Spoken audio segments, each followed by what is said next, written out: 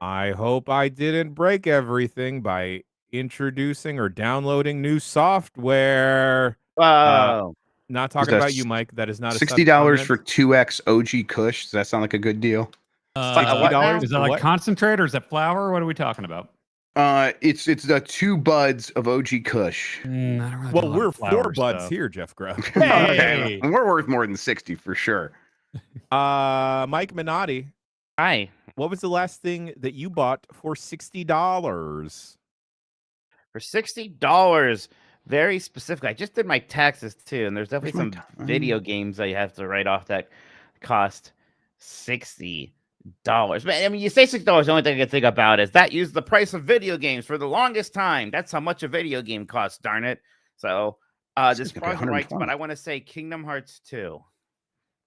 Tell me about Kingdom Hearts 2 real quick. Kingdom Hearts 2 has an interesting twist. Beautiful. You're going to start playing. Stop. Your rock actually. Dan Reichert. Yeah. When was the last time you went to a national park? Utah. Zion National Park. Probably like 2021, 2022, something like that. Nice. That's a good Bryce one. Canyon. Yeah. It's a beautiful area. Jeff Grubb. Yo. Sweatpants. Right. So I never liked sweatpants. I was a real Paul Reichert about it. And then I got those ladies sweatpants and I was all about it. The joggers is really when I entered my, hard pants are for the birds era. I really don't like hard pants anymore. Hard pants being jeans. So yeah, give me, if it's sweatpants material in short form, that's when I'm like very excited. Shorts that are basically sweatpants is peak. Okay, sweat shorts. Sweat shorts. Safe to assume that is what that is called. That's probably the right term. Yeah. Okay, everybody. A lot of yelling and groaning this morning. Not due to anyone, folks. Just it was me. I'm sorry.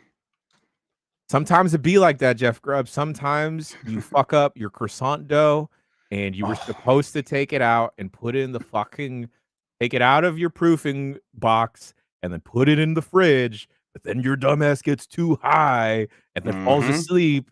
And then you wake up this morning and think, oh no, my croissant dough's fucked up because I left it in my proofing box and I was supposed to let it cold ferment in the fridge. That happens to all of us, I know. I'm meeting Andy behind the gas station to sell him 2 XOG Kush for $60 right now. Hell yeah. Tell Andy I said hi. I've opened up my recording. Oh, Jesus fucking Christ. I've opened up an audio recording software of my preference. Waveforms. Time.is. Let me make sure this is recording the NVIDIA broadcast now, not the thing you guys said was broken. Hi, Sean. 1, 2, 3. Looking pretty low. I'm doing on my end. Okay. Waveform. Scary. Sean's never complained about it being too low. Oh wait, why is it? I don't need stereo. Do I? No, you want just turn it to mono. 33. I'm bringing it up. There we go. I am waveformed. I am forming waves like right now.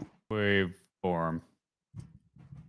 Okay, I've officially waveformed correctly. The waves also look small, but that's okay. Oh, there's still some business happening on your mic, Mike. It like breaks through the NVIDIA broadcast every once in a while, and honestly, maybe it's getting worse. Let's fix it then. I'm looking at the voicemail transcription on my phone. I just got a voicemail from Samoa Joe, and it reads, "Hey, Dad, what's up? Small Joe here." Voicemail translation might not be great. That's probably what he said. He calls himself a Small Joe. Yeah, and he calls you Dad. Yeah, that's right. It's a weird relationship. I'm gonna restart then. I don't know. I'll be right back. Okay. Let me see some Small Joes in chat, everybody. Yeah, Small Joe. Jan, how are the voicemails for Mr. Joe? I mean, they're unhinged. Good. Okay. How many of them are Joe specific and how many of them are just normal dump truck material? It's about 50-50. Okay, good. Is my waveform down again? I mean, video is going to do its thing. Sean's going to yell at me. He's so He's scary when he never yells. yelled. He yells so much. Well, he yells all the time, but usually about how old I am. He doesn't yell about low waveforms. He prefers low waveforms. Yeah, that's 'cause his he can- preference. Is You he get in away? there, he could, really put some shoes on there. He's gone. Grub, when I bring up Disney Skate Adventure, you should act like you told me about it. Oh yeah, I And, think and I I'll be did. like, yeah, that's why yeah. Absolutely. Yeah. Okay. He's convinced that he told me about it. I know. I mean, I it's think it might embarrassing. have been, I think for shoot, it might have been you. It might have been. Honestly, at this point, I'm pretty convinced it was me. All right, let's be super convinced when it comes up. Okay, I'm 100% on this now. Yeah. I don't remember the last time I played a video game. Yeah. You seem busy. Yeah. Been playing the same one with a weirdly long embargo. Grub, are you still working on that? Yep, I am. Oh, I did dip into that, and then I was Ooh. like, "Holy smokes!" And it keeps That's a video game. the Damn. onion keeps peeling. Yeah. I've started to notice that when I go into a room, one thing will Stop be a talking. plane. I think this defeats the embargo. I'm talking about something completely unrelated. Talk When I go about into your ver- house, Grub. when I go into different rooms of my house, Yeah. sometimes I'll see one painting that is a plane and another one that is a pane, like one letter got removed. Yeah. Is this information that is going to help me in my life ever, or am I just noticing patterns where then like it doesn't matter? Maybe it's information you will start taking notes on in the near future. Maybe that very specific thing. Cool. I found that very fun. Okay, All cool. right. Yes, When I did started not putting that realize together, what I'm the like, deal was with that until I'm I like, found a thing. I was like, ooh, I need to be writing some this down. shit is happening here, and I'm like, I bet there's more to this game than I realized. There is. And I there mean, my keeps house. being I mean, more my house. in your More to this your house than I you keep realized, yeah. finding new rooms. And, yeah. Pam, Yeah. if you're listening, yes, don't worry. How do I sound now? You sound good. You sound perfect. Okay. Well, Hey, what is- Mikey, Yes. you are perfect. Thank you. Yeah, Let me know Mike, if it you were posts th- back in. Thank you for fixing that. I appreciate it. Oh, you're welcome. Thank you for telling me that something was broken. I appreciate that because I hate when it is. All right. I'm All recording. right. Man. Oh. Okay. Hey, These are yes. tiny let's waveforms. get a message. We got to remember to plug the Japan travelogue. That's coming what up. I just. That's what That's I what you meant just to say. said? Yes. He was giving Oh. a thumbs up to Tam. Yep. Oh, then That yes. was like a secret thumbs up behind Oh. a curtain. yes. Oh, I fancy. gave a public thumbs up. Yes. Everyone knows I only privately give my thumbs ups. That's how they're a little bit more precious. That's right. Waveform. I'm recording. Yeah, me too. Oh, you know what? I'm going to stop that and start a new one. This is already 4 minutes in. Yeah. All right. I'll All do that right. too. Whenever y'all are ready, let us I'm ready. clap and beep at 10 and 15. Plenty of time to get set up. Yep. Luxurious runway here. For some reason, I was ready for the 0-0. I hear it again. Yeah, it's crackling again. Okay. Yeah. Let's fix it. No. I stopped recording. Yeah, me I thought it too. was a Oh, big fuck. problem. Oh, I mean, I can't go if it's crackling. What could it be? What Is the could make- cord like near anything that's has an electric field? Well, it's near the router. Yeah, see if you can like move things because the XLR should be pretty shielded, but I used to sing Mikey this clear. Yeah, I have a better. Well, it's the same camera, but it's actually on the appropriate USB-C thing now. It sounded better. Oh. Okay, I moved it away from the router. It might also just be picking up the computer fan. No. honestly, I don't hear it at all anymore, right? Yeah. That sounds No, good. so it was just too close to the router, which makes sense. Can we just get one for Jeff Grubb's troubleshooting skills? Honestly, you. it's a Good passion job. of mine. Thank you very much. job, All Jeff. right. Thank Thank you. you. I just want a little bit of cheers every once in a while. Fuck yeah. Thank you, All right, I'm Jeff. ready. Jeff, you're my hero today. Thank you. That's all I was looking for. Oh God, hold on. Wait 1 second. Let's do that. Somebody that. said Jesus, rubble that I'm like- shooting, which I like. Oh, Yeah. grubble shooting, real good. Yeah. Yep. Oops. It is suspiciously that's- close to the router. Yeah. That was not applause. That was Cardi B. Okay. All right. Let's clap beep respectively at 45 and 50. Okay.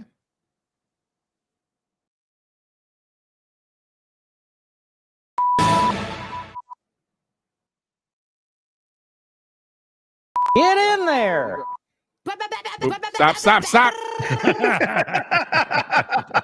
Incredible. Okay, is this the music? Okay, cool. It's not Cardi B. Did I? Nothing Oh, wrong never- with cardigan banks. Never went into the thing. I'm sorry. Just give me 1 second. My audio is going to be weird for a second, but it'll be fixed in a moment. Says this, and now I'm scared. Mhm. Nothing weird ever happens with audio. Never. Okay. Yep. Sorry. My mute button wasn't working. Now it is. Now we're good. Hey, somebody shoot me a link to the rundown. I need it on the new computer. Sorry. Don't trip, chocolate chip. I'll do that. Or someone else do that, please. On it. Thank you. I actually need to get 2 things sorted out. You know what? I'll do that later. I don't need to do that now. That's silly. Let's get the show on the road. Okay. Fade into black.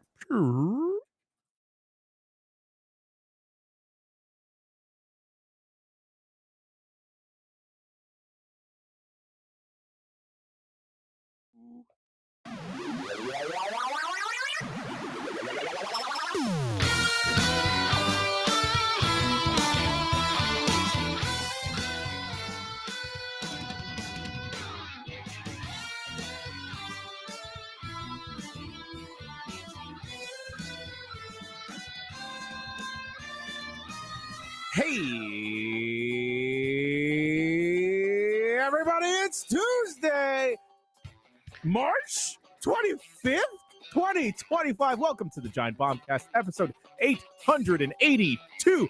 I'm your host, Jan Choa. Joining me, as always, co-captain of the ship. He's over in the pastry section of the restaurant, just looking at butter, slathering it all over the desserts, and himself, Jeff Grubb. I got to spend a good portion of each day convincing my child to not just eat butter. That's right. He's convincing children all around the world. Our child specialist, Dan Reichert. Kids need to drink more soda. I don't like what I've been hearing about the kids today not drinking soda. Dan, it's weird. Watch Jaws and drink a Coke. At 6 years old, Addie saw something about Jaws, was watching the John Williams special. She asked, "What's this movie? I want to watch it." See? Oh, Yeah, she has all the information she needs to know too about it. Too. Me and her mother both told her, no, not yet. Oh, man. But the 8-year-old, maybe. We'll see. That's a doomed generation. Speaking about a doomed generation, he's going to lead us out of it. We have the leading anarchist in games media, the baddest boy in games media, Mike Minotti. I mean, look, Dan, it is weird, right? Because we just grew up like, don't even worry about Diet Coke. That's gross for grown-ups. No. Just all the pure, regular Coca-Cola you could want. That's basically your kid's drink. That's the kid's drink of choice. And now, yeah, all the parents I know are like, I would rather give my son a cigarette than let them drink a I Coca-Cola. seriously would. Nuts. I did not mean to perk up as soon as that word got said, all right? I just need to make that clear, okay? When I was going out for wrestling in middle school, and I was not like, a fat kid, but they did a body fat test, and all I drank was Coke. That's it. Just would you say more than water? Because I definitely was. Oh, definitely. Yes. Yeah, And it was a lot per day. And it's you have 38% body fat. I'm like, well, that seems like a lot. And I was like, that was all just the Coke doing its thing to me. Oh, do you think It was a sugar good was a time. mistake? No. I mean, it's not been great for us. Sugar's. Well, do we make it? I'm not going to go into a whole me not No. understanding sugar thing. Nope. I understand it just fine, right? Do you? I've never been more convinced that he understands something than when he said that phrase. I know we brought this up last week, and then we brought it up the week before that. But who was talking about yearning for the mines? Because I haven't been able to get that yearning for yearning out of. Jack Black was talking about it. I think was it Nikki that told us about the trailer or whatever, where apparently young Jack Black said he always yearned for the mines. Yeah, it's the opening line. Yeah, they reference the joke. Yeah. I still haven't watched that trailer. Yeah, there's I saw a new trailer in front of that Looney Tunes movie for Minecraft. I'm still not convinced, I have to say. I do you think I posted this to Blue Sky that if Super Mario Brothers 1993 was made today, it would look a lot like this Minecraft movie. Like they would use that kind of they would use that kind of CGI and shit. I would hate it so much. Is it like weird CGI, or is it try to look like All the game? CGI? It's live action, and like there's real people, and the real people are Jason Momoa and Jack Black, and then all the stuff from the game, they are like filtering it through a realism AI filter, basically is what it looks like. It's kind of like I don't like how this looks. It's kind of like the worst version of Detective Pikachu. Like they made things slightly realistic in a charming way. Here, it's really ugly and weird. This is like if you made a movie that was Oops, All Ugly Sonic. Yeah, right, and like they're out and proud about it too. Like look what we got here. The like creepers and all the like the cube heads and stuff. Like the villagers are the worst because they have the Dan Aykroyd penis nose from that one movie. I'm sorry. The Dan Aykroyd penis nose from that one movie. Blues Brothers. Yeah, Boneheads. This looks like shit. I think the difference now, though, Jeff, is that kids love ugly shit these days. Yeah, but I came around on Super Mario Brothers 1993, right? Like I love that now. As a kid, it was like, man, I can't believe they did this to Mario. And now I'm like, this ugly shit. I wish we had more of this. It's weird and different. And I wonder if the kids are like fully embracing that. You're right. They're like the Roblox generation. They love their ugly shit. There's Skibbity Toilet generation. They love stupid ugly shit. Is it ironic? Then why aren't we more popular then? I don't know. That's a good point. Question for the father in the room. Dan, you can chime in if you want as well. Sure, I will. Grub, do the gimmicks understand practical stuff versus CGI stuff yet? Like they don't think about it that much, mostly because, and I don't know if this is universal, but my understanding is it's pretty universal among kids that the age that I have. They don't really watch much live action at all. They are almost exclusively watching animated films, and that's computer animated films, which is kind of all that exists today. So it's kind of a hurdle to get them to even try some live action stuff. Emmy's just sort of like maybe doing a little bit of that, but overall, it's like if it's not animated, they're like, this is not a kid's movie, and therefore I am bored. You know what's not a 3D movie that's in theaters right now? You can take the kids to see. The world is about to be destroyed or something? Yeah, the day the Earth blew up. I went with my nieces and nephews, and they all liked it a lot. Oh, okay. I'm gonna take them. Shit. Yeah, that's great. Yeah, you'll definitely like it. But yeah, I'm pretty sure they'll like it. Hey, this just crossed my mind while we were talking about live action stuff. I don't think we can call the live action Lion King live action. Oh, this is a very old conversation. Is this old? Jan, I'm sorry. Okay, no. You're right, Jan. But it is a conversation that's definitely happened a bunch, and it's like even the people that are saying live action at this point admit they're like, yeah, we get it's a CGI. It's just to delineate between the two. Yeah, we got to make a difference here. I'm not gonna say realistic animated one.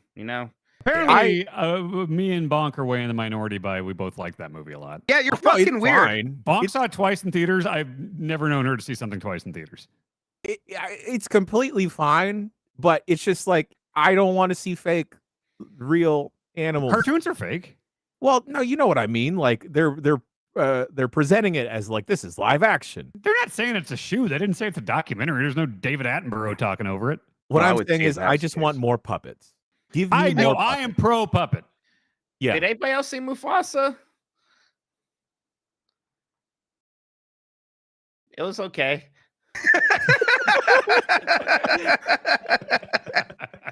Yeah, Dan, you guys love the Lion King. Didn't love it. It's just like it was over. It's like, wow, they did a great job with that. Well, she saw it twice. You guys didn't go to see Mufasa, and Mufasa just came out. I guess it's on home video now, I don't right? even think we knew it came out. Yeah. Huh. I mean, I think it's better than their live action, quote unquote, live action Lion King. So I don't know. Maybe you'll like it. And I only have time for great movies like what I watched this weekend. Abraxas, Guardian of the Universe, starring Jesse Ventura as a space cop. Yeah, I saw that too for some reason. Was that Tam's fault? I think Tam was the one who recommended it to me. Yes. Thanks, Tam. Yeah. It was bad. Yeah, bad it's like it's a sci-fi movie, only in the sense that Jesse Ventura is a space alien cop, but like the whole thing just takes place in suburban Canada. So a new direct got announced for April 1st. It's the Goat Direct for Goat Simulator. Oh, did I get you guys excited for something? So are they doing the day before? Okay. Yeah, it's also April Fool's Day, right? So that's fine. That's all smart and good. This is the thing you're talking about when you heard there was an obligation that had to be met. No, this is the goats. It was not for the goats. Okay. No, it's not for the goats. Okay, well, there you go. Breaking news. I'm anti-goat, by the way. Jeff Grubb, you want to deliver that again? Oh yeah, new direct. confirmed for April 1st at 4 p.m. Central European Standard Summertime, which is not a real time. Goat Direct is happening from the people that make Goat Simulator. There you go. You know, don't the gimmicks like Goat Simulator? And They love Goat Simulator. It's really ugly stuff. Yeah. Oh yeah. Yeah. And they think it's hilarious. I think goats a couple days ago. I was watching a show that involved a goat, and the goat was maybe in peril for a second. And I was glad the goat didn't get hurt. And I was thinking, like, oh, I think goats are pretty cute. Goats are. You don't like goats? No, I'm anti-goat. I think it's because of that one goat in My Neighbor Totoro. If you know what I'm talking about, they like hyper animate detail this goat, and it's got the weird goat eyes, and it's one of the scariest things I've ever seen. It's just this goat in this Japanese kids movie. Mike was also an altar boy, so all the times they sacrifice goats in the Catholic Church. Listen, I'm not Catholic, so I don't really know. Didn't you guys see the witch? I did. The Vivitch? The Vivitch? I did not see the Vivitch, no. I love that movie. Oh, you're a baby. You would grow up if you saw cool adult movies for grown-ups like me, like The Witch, and that's about a Satan. It really did break a lot of people, Dan, when you said that made you grow up, and then Mike's like still waiting. It's like, yeah, good point. It was the right response. He did. I got you pretty good there, buddy. You gotta admit it. He has good comedic sensibilities. What can I say? Weird. Yeah. How's everyone doing? We're okay. Think we're hanging in there. Great. Spring is about to be sprung. Doing fantastic. Computers here, which it was like a little annoying because like the riser for the graphics card came in a little mangled, and it's still working right now. But so like it was terrifying when you guys sent me that picture. I was so angry on your behalf. I was maybe the angriest I had ever been for a moment when my brother's like, well, I don't know if this computer is going to work. Like, I didn't like that. I didn't like hearing that after spending the money on the PCIe port, for people that are like hearing and wonder what you're talking about, the PCIe port where the riser plugs into so the graphics card can go stand up and be all pretty and prominent in the front of the case, it looked like someone had stepped on it inside the case. It was insane. So yeah, I don't blame you for being upset, but apparently it's working. It's working, and I'm making them buy me a new riser. First, like, we could send you a new computer. I was like, no, I set up the computer, and I'm not. Look, if you send me a new computer, I'm just gonna replace the riser and send it back to you, right? And like, let's just not do that. Just give me a riser. But also annoying was like pieces of that thing broke off and were rattling in the fans under there. So I had to like tilt the computer around to get those bits out. But everything's running well. Games are looking good on it. I'm looking good. I'm hopefully sounding better too. So whatever. It's there. So everything's working great. So you got a new computer that's working great. I got a retro tank that's working great. Oh, come on, man. It seems like everything's just coming up GB, folks, right? You know, your retro tank works? Oh, swimmingly. I streamed with it this weekend. It was great. Oh, the auto cropping and the auto game. Which one is this called? This is the 4K CE. I mean, Grub, you know. Cat, does your retro tick not work? It wouldn't turn on. Oh. It wouldn't turn. I tried a bunch of stuff, and then you tried the reset button on the back. I tried the reset. I tried everything. I tried. Make sure it's plugged in, buddy. I tried plugging it in. That just surprisingly didn't work. All kinds of different cords and cables and power supplies, and like they're like, it takes a very specific power supply. So I ordered that exact power supply. I'm like, and they're like, well, take a picture of the back of the one you have right here. Like, oh, that one should work. I'm like, fuck off. And so it just simply would not turn on. So I emailed them, and the guy that actually makes this stuff is the guy that runs the support. So I was like, Mike Cheese, like, hey, just send it back to me. I'm like, thanks, Mike. All right, here you go. So I've sent just the unit back to him. And he's gonna like apparently fix it and send it back, which that's nice. But boy, was it disappointing. So like, all right, I have got like 2.5 hours. I am gonna settle in for some me Jeff time, playing some old video games. I'm gonna set up on the computer first, and then I'll move it. And it just didn't get past step 0. It was very frustrating. Oh, that sucks. I'm sorry. Well, it is very good when you get the new one back. It's so like how you're kind of like tinkering around with it, because I realized what I am going to do with this thing primarily is, and you were like confused by this originally, I'm going to use my Mister on it. Yeah, I think I understand that now, because like the idea over of putting, HDMI. Because you can go in through HDMI. That's what I was doing with I was actually going HDMI out of my GameCube with an adapter I've got on the back of that going into the retro tank. And then all the like actual like scanline stuff, I usually don't turn that on when it's just like an in-game scanline thing. But just the level of like, customization you can have over that is incredible. All the auto cropping and things to make it fill your screen perfectly. like numerous different inputs and stuff. I put a VCR in the front. I was watching the best of Tool Time on VHS. Yeah, it's a good device for sure. The remote actually being like labeled and custom for that device is a lot better than the previous one. It's really, really good. You could do direct HDMI, so like the Mister will put out at like the exact resolution of whatever console you're using, but the RetroTink 4K CE has this pre-scaling feature, which basically just like you don't need to worry about that on the RetroTink. It'll just take samples of like every fourth vertical line of pixels, so it's getting the information it would have originally had from that console, and then so it could just do that automatically for you, and then upscale through all the filters and the CRT masks and stuff like that, and add that on top of it, which is what I got this thing for. I want to have all those CRT filters. Yes. I gotta ask y'all, for the layman's out there, including myself, what would someone want to buy a RetroTink 4K for? If you play a lot of old games on modern TVs or stream old games and using like the original hardware, correct? Original hardware. It's basically a very nice, component cable to HDMI output solution for every like console.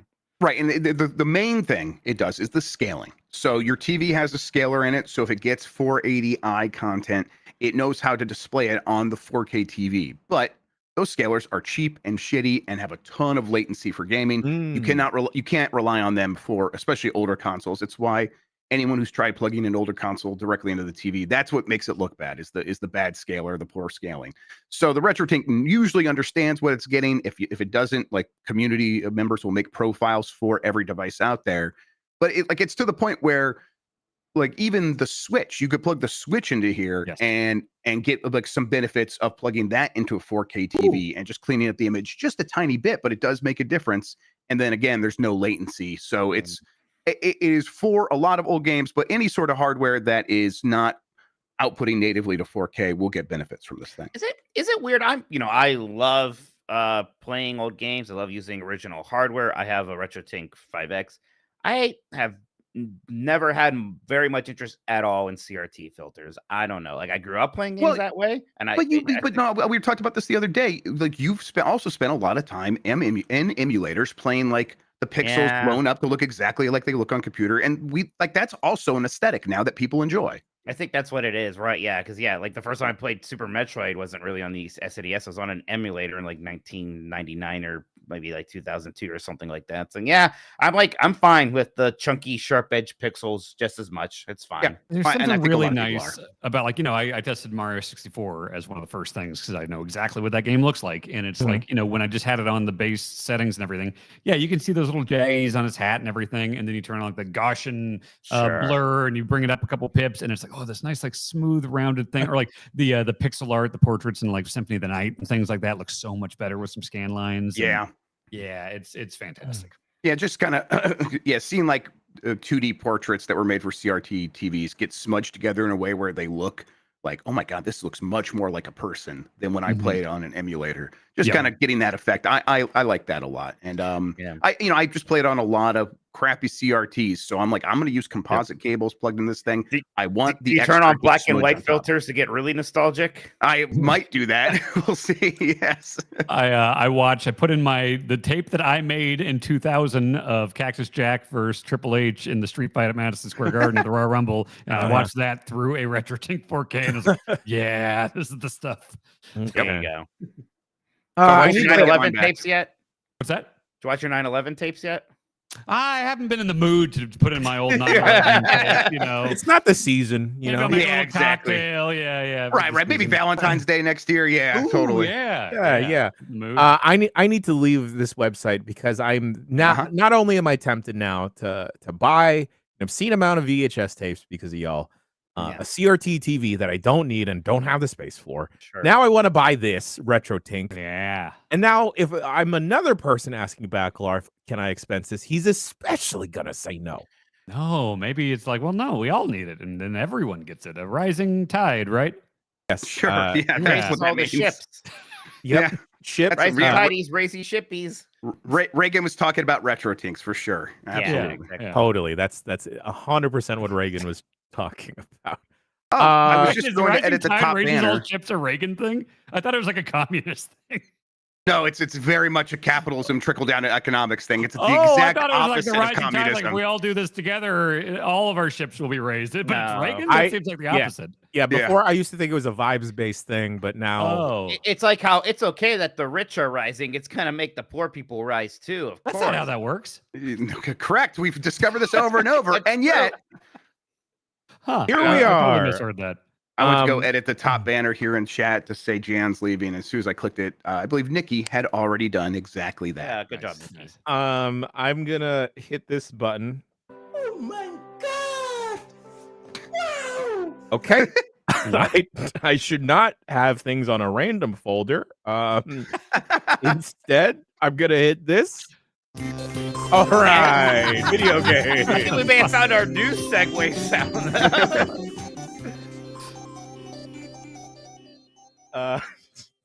All right, video games. I actually have played one, and it is one that was the big game of last week. We might talk about it in the news, perhaps. Assassin's Creed Shadows. Dan, Grubb, you two talked about this at length last week on the podcast. I suggest folks go check that out if you want to hear their initial takes and impressions. I'm only 2 or 3 hours in, and the last Assassin's Creed that I really enjoyed was Assassin's Creed 2 Brotherhood. Same for me. And let me tell y'all, I am digging the crap out of this, even though I'm so I'm early glad. in. And for whatever reason, I never quite clicked with Ghost of Tsushima. I don't know what it is. Maybe I just found it too pretty, and I just needed some like a little bit of jank or a little bit of like mindless tasks. And that's Dan's younger than us. He needs things to be uglier. Put it through the retro tank and crank up those scan lines, brother. Yeah, there you go. all right, Backlar. Can I? Anyway, Yeah. but I'm really digging this, and I guess I kind of got the rug pulled from underneath me because I was under the assumption that this would kind of be more like Assassin's Creed Syndicate, where the two different characters are more prominent in terms of like switching back and forth of like, all right, you got to go be the brother now you got to go be the sister, or you can switch at any time. And now I'm like, oh, I'm gonna be Naue for a bit. Oh, that's chill. Okay. And then I'm just thinking about all of the outrage that was taking place all over and still is on the internet. And I'm like, oh my God, you guys are fucking dweebs. It was just such a like a nothing, right? Like they got mad over nothing. Big surprise. Here we are again. Yeah, they got mad over nothing before the game even fucking came out. You fucking Mhm. dumb shits. Anyway, that being said, the introduction to Yosuke, I thought he was a fucking badass. Mhm. Yeah, right away they give you that like R2 square like 300 kick thing, and it's like, oh hell yeah! And Yeah. you do get off him pretty quick, and I have not gone back to him. Yeah. I just got back to the point where I'm back to him. So it's like it takes a long time. I think for me it was 9 hours or something like that, and I haven't played much more You since. had to play I a got whole back to video him. game before you got back to him. Basically, yes. And it's, I mean, I think it kind of is everything everyone was saying. I think it's a combination of factors. I think they probably did like pull back a little bit from like his introduction, like, and gave more time with Naue, maybe just to like avoid criticism, even if a lot of it was bad faith. But I think also he just was an afterthought. Like, I think it was, we have Naue, who is the ninja, and that's where all the, like, we're going to have all our fun innovation here. And then for someone who just wants to go in there and wreck house, here is this really tall guy in Japan just beating everybody up. It's it is like an alternative, but it also is just like less in the weeds of figuring out the Assassin's Creed systems, because you could just go in there and beat anyone up by punching them or doing the 300 kick. Can he climb? I think Like- so. Like he Yeah, can like right? scale like a whole like temple like she can? Yeah, I don't know if it's as elegant. I think so. God, I'm Okay. like, 'cause like I said, Weird. when I got back to him, I don't It remember. still has to be. I know it's a different playstyle, but it's still an Assassin's Creed game. You gotta be able to climb a building and jump into hay. Oh, or they're saying something. no in chat. No, he cannot. What? Yep. I mean, it's a very, Really? it is like very different in a lot of ways. Huh. Weird. And Okay. and you have to like, it's like, okay, now I'm on the dude section. I have to go through, you know, his story before I can go back to Naue. I just got back to him, Yeah. so I'm not played with him at all, really. Yeah, I just wonder if don't it's know. like a GTA 5 style, like, switch back and forth, or if it's like story-based moments or whatever. 'Cause, you I haven't definitely- even had the option yet. You definitely, I think you can like go back to your HQ and choose, because I think that's what we saw Sean do, and then Sean chose to go back with Naue and just continue with her story. Gotcha. Yeah, the small bits I've played so far with Naue makes me think that I might really enjoy stealth. I didn't as like a younger gamer, I guess, but like now just like waiting for the right moment and sequence to pop off so I can just off a bunch of dudes. And it makes me want to go back because I've heard people clamoring for an Assassin's Creed set in Japan or like a stealth game set in Japan for forever because of the Tenchu series. And I never checked out the Tenchu series. And I was wondering, do y'all think, or do the people listening at home, do the Tenchu games hold up? There's got to be some Tenchu games that like I played the first Tenchu and loved it, but that's it's FromSoft, right? So at least it's Is interesting. Cookie and cream. Yeah. Are you making that up? Cookies. I make up things all the time, but they were definitely I knew it involved was with from. Tenchu early on. That's why they made Sekiro. They were going to they were originally going to make that Look at Tenchu, that. and then they That decided was it wasn't. from Softwares. I'm sorry I doubted you. I don't blame you. It's worth always double checking. I used to rent Tenchu, and I really liked the idea of like, I'm just going to throw rice balls off a roof, and when a guy can't help but eat it off the ground, I'm going to go down and stab him. But I always got caught every single time. So I'm both people in that equation. yeah, You know, someone throws a ball at me, like, oh, Wait a shit, this is second. on the great. ground in San Francisco. Oh hell yeah! They're tangentially related. They were related enough, Jeff. It counts. Yeah, they were involved. Is Actually what I said. Yeah. I think it says Acquire was the main developer, I guess. Yeah. Back in the day, I never really played that much Tenchu. I think I rented one of them and thought it was kind of neat, but I think it seemed maybe at that point a little overwhelming to me.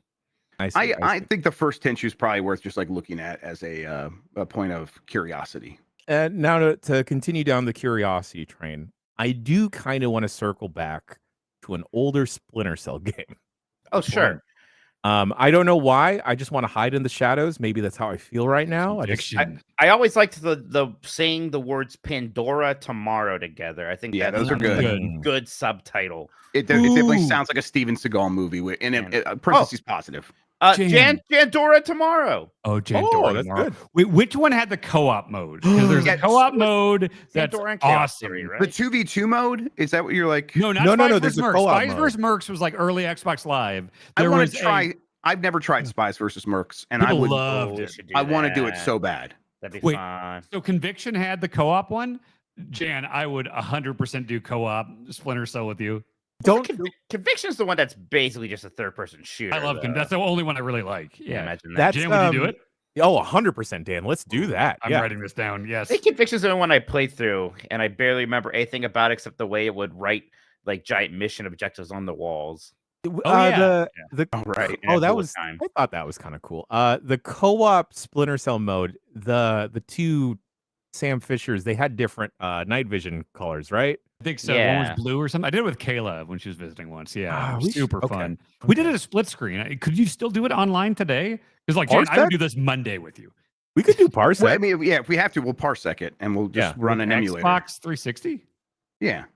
I want to see if it's backwards compatible. Well, that'd be ideal if we. If it's backward compatible, just do that clearly. But if it's not, we could just run it in an emulator on Parsec, and everyone Parsec in, and we'll be fine. Let me tell y'all, since I had to go into the office before UPF, I was playing Thug Pro completely through Parsec.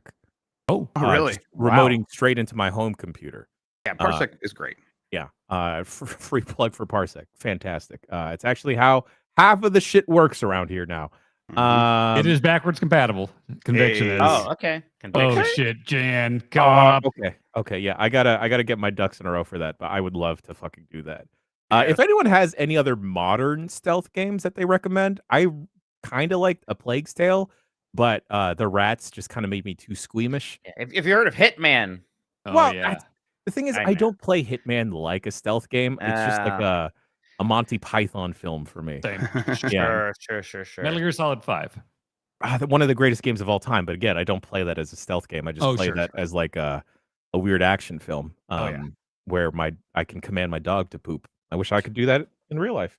Yeah. Anyway, speaking about Thug Pro, Dan Riker, you have had the skating bug because you checked out Disney Extreme Skate Adventure. Oh, I was telling you about this. I'm glad you checked it out. Oh, shut the I hell checked it up. out, Grub. Yeah, no. I didn't the know what the hell? fuck you were talking about, Grub, when you brought it up. And Mhm. then I was like, there's no way it's actually the Tony Hawk engine. And sure enough, yeah, I streamed that over the weekend. And it's just, you can pick like Buzz Lightyear or Woody or whatever, or Jungle Book Kid.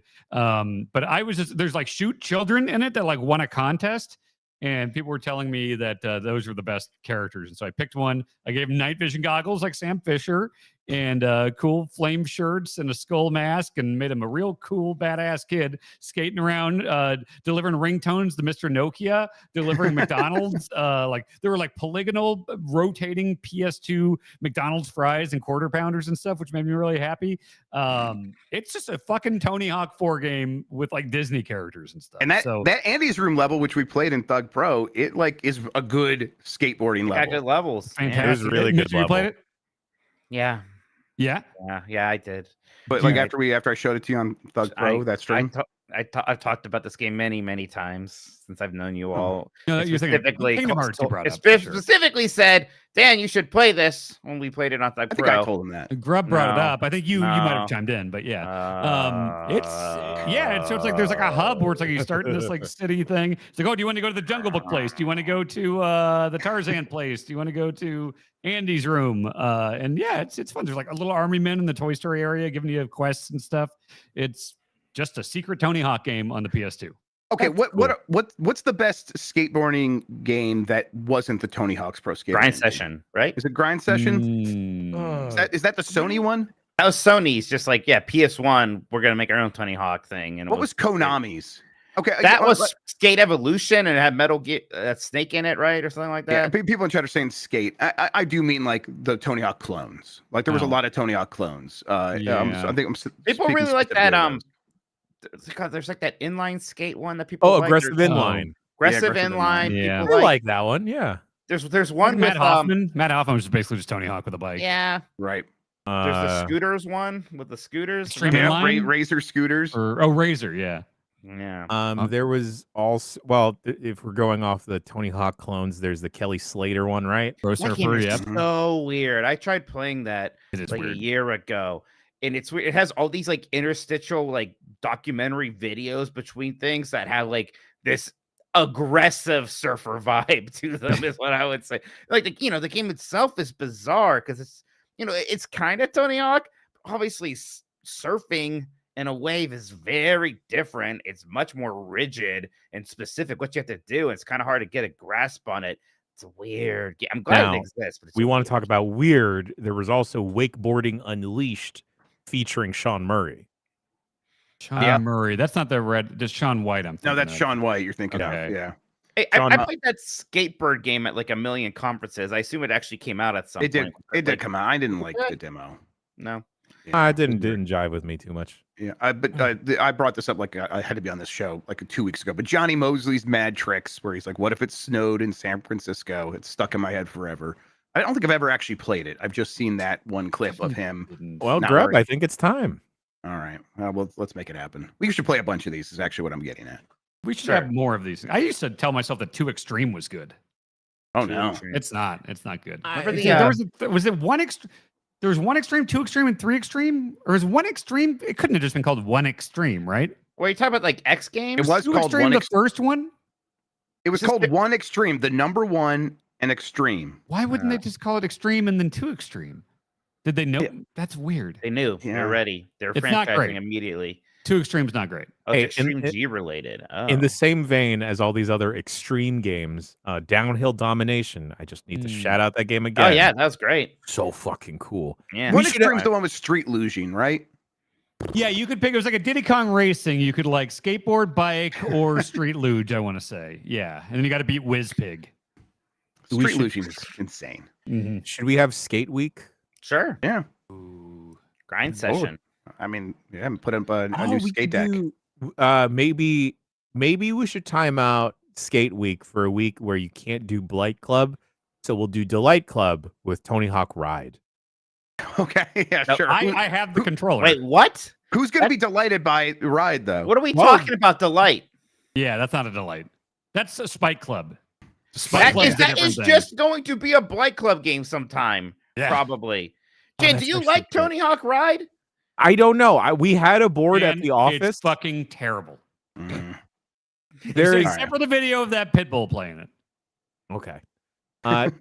Somewhere on a hard drive buried in the fandom office is old footage that I made Gersman get on to a green screen on top of an Apple box with the Tony Hawk Ride controller for the Jeff Gersman Pro Skater intro.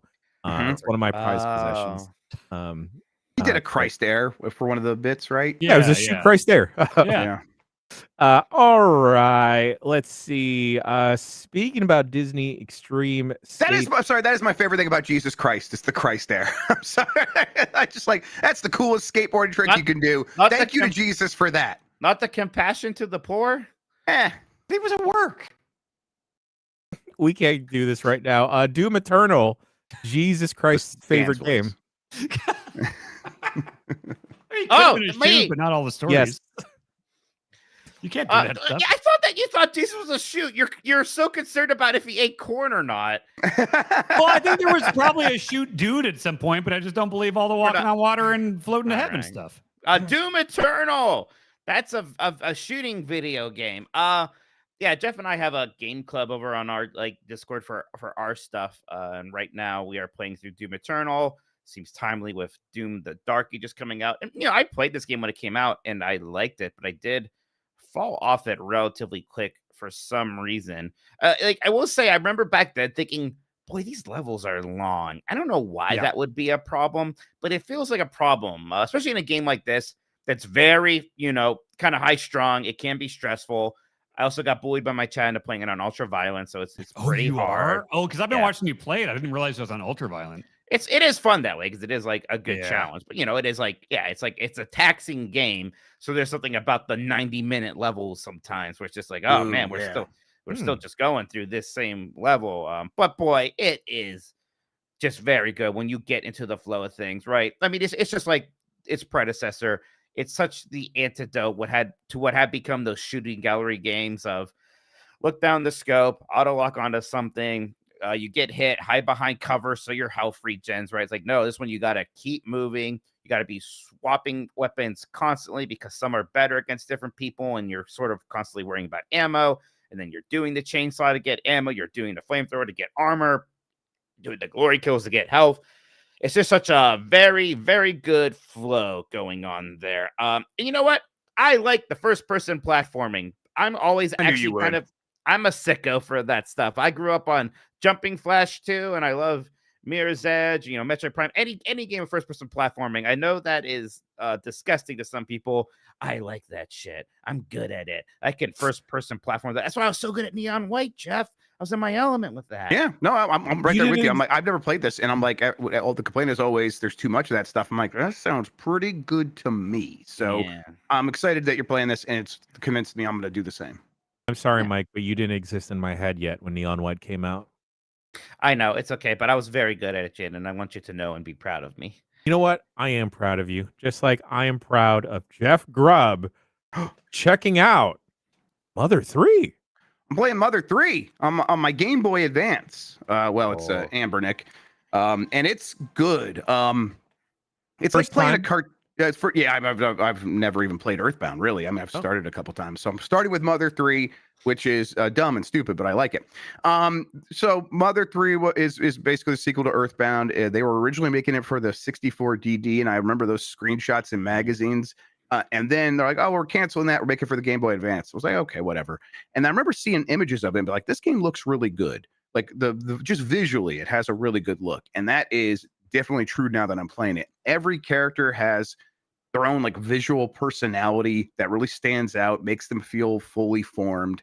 They have actual personalities when you're talking to them. That's great. And then there's a lot of weird characters, but it really just feels like playing a cartoon or maybe a JRPG version of a LucasArts adventure game where it's just like everybody does have such like the movement is telling a story and like there's not a lot of huge blocks of dialogue. There's a few lines and then everyone is emoting really well. And then the combat is has a cool surprise in it where I'm like, okay, is this just like Dragon Quest? Is it just there's the enemy up there, I have my menu down here, and we're attacking it? It's like, yeah, but guess what? There's this secret thing in here that you might accidentally discover, like I did, where if you press the button at the right time, each enemy has a heartbeat, and if you time your button presses to their heartbeat, you can keep attacking them on and do like 16 hit combos.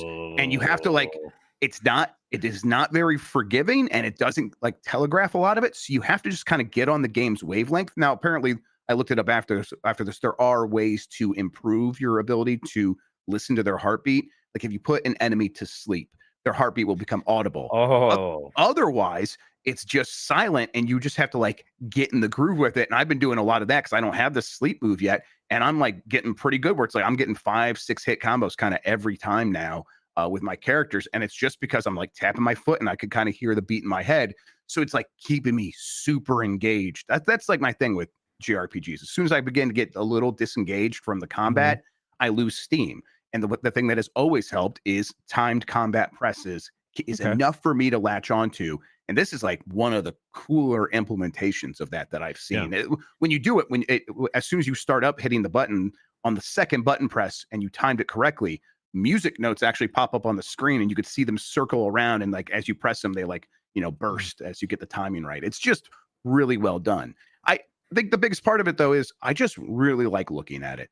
Game Boy Advance maybe has the most timeless looking games of all time, and Mother 3 is up there for sure. It just looks so nice. I'm really into what I've played so far. Yeah, I think the GBA, I think that's where I cap out or where of my favorite Pokemon game looks.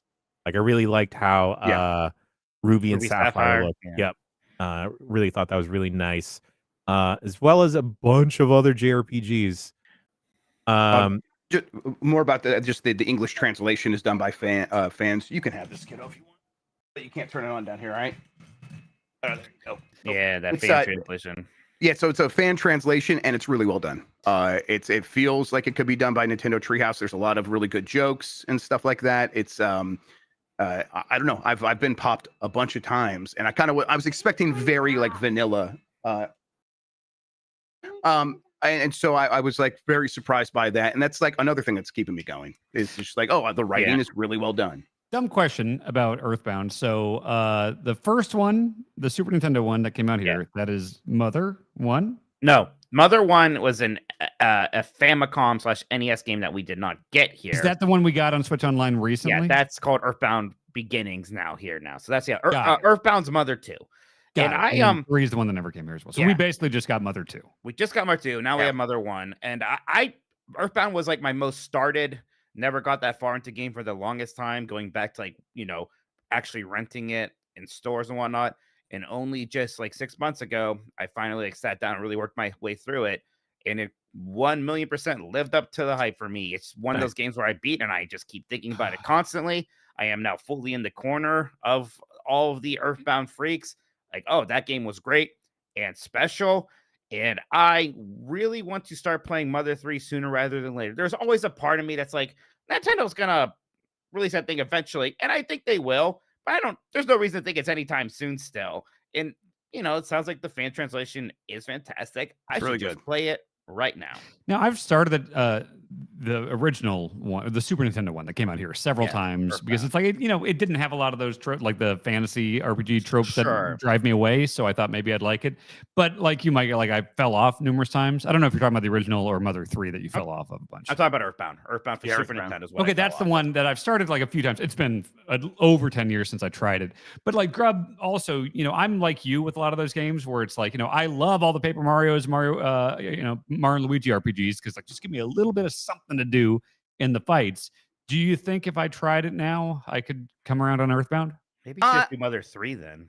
Yeah, maybe try Mother 3 actually. I think you could. You just have to like kind of push through the very, very early parts where they aren't giving you a lot of direction.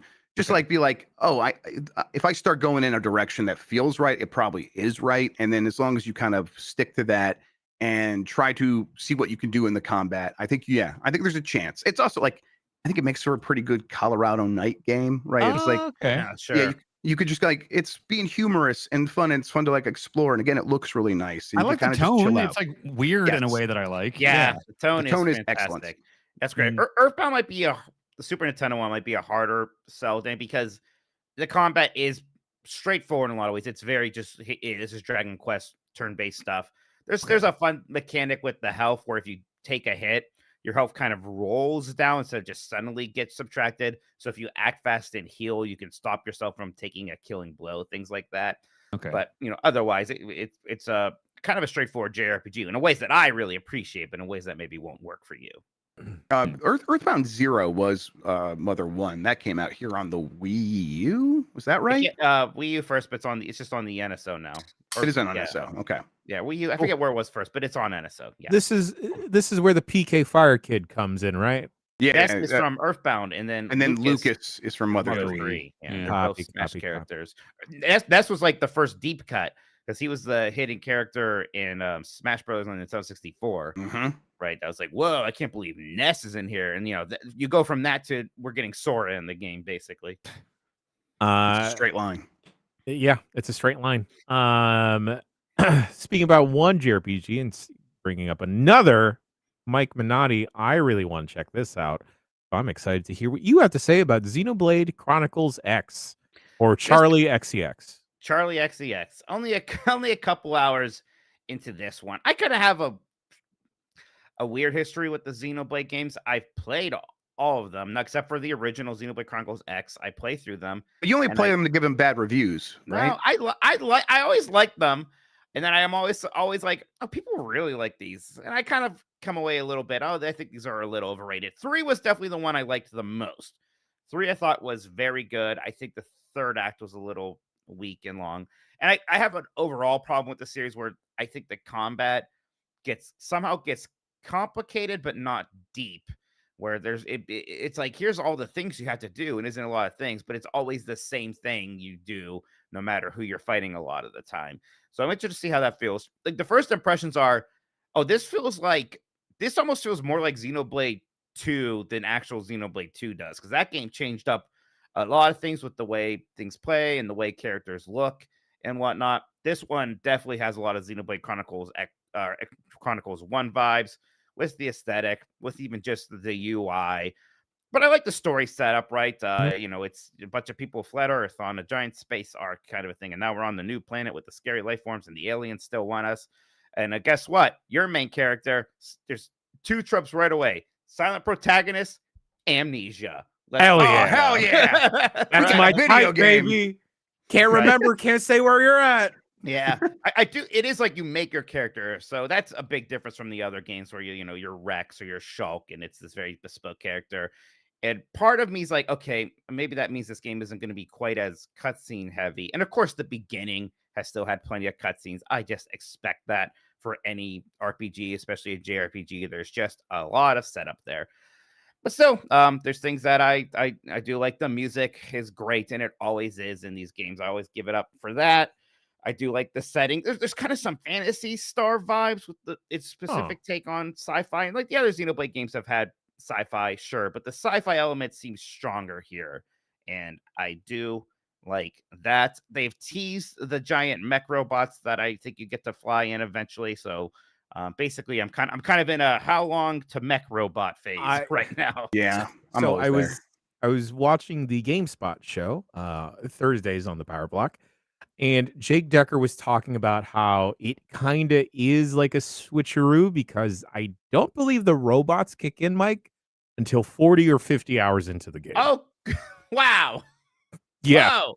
That's too long for time to make. That's my other big complaint with these games. These games are always, I think, way too long than they need to be. They're always like 80, 90 hours long. And yeah. I'm like, man, that's wild. I know like Personas get away with it, but boy, I don't think that many RPGs or JRPGs need to be that long. And these games usually run out of juice for me at that point. I always like push myself through to the end, but I'm always like, boy, I wish this ended maybe 30 hours ago. Yeah, given how slammed my schedule is lately, but my gaming preference is for maybe a JRPG, I would like maybe that I don't have to spend 2 weeks into a game. Maybe I just want to spend like a lovely afternoon or a Colorado night playing one, perhaps. Yeah. Yeah, Uh, that's why, like before this, I was just playing Mario's Picross at Donkey Kong 94. Yeah, And there that you was, go. a very good time. There is something about the, hey, maybe this is the last game I play on my Switch 1 aspect of it that's sort of, I don't know if it's neat, I guess. I'm like, yeah, this game's kind of ugly because it's, it's a Wii U game on Switch 1. It's a definitive edition, but the Switch isn't that much more powerful than a Wii U. Mhm. So I don't know. The text is tiny, right? And just all these things, the frame rate's not great. And I'm almost finding it kind of charming because I know I'm not going to be stuck with it for much longer. Speaking about ugly looking games, Dan Reichert, you Yeah. played one hell of a mess last week on Blight Club. I did. E. Now the reason, and the reason I put it on here is because it didn't end at Blight Club. Oh no. Well, I beat ET for the Atari 2600 on Blight Club, and now I am number 10 on the global speedrun leaderboard. That's awesome, man. I'm so impressed. I'm the 10th best ET player in the world. Yeah.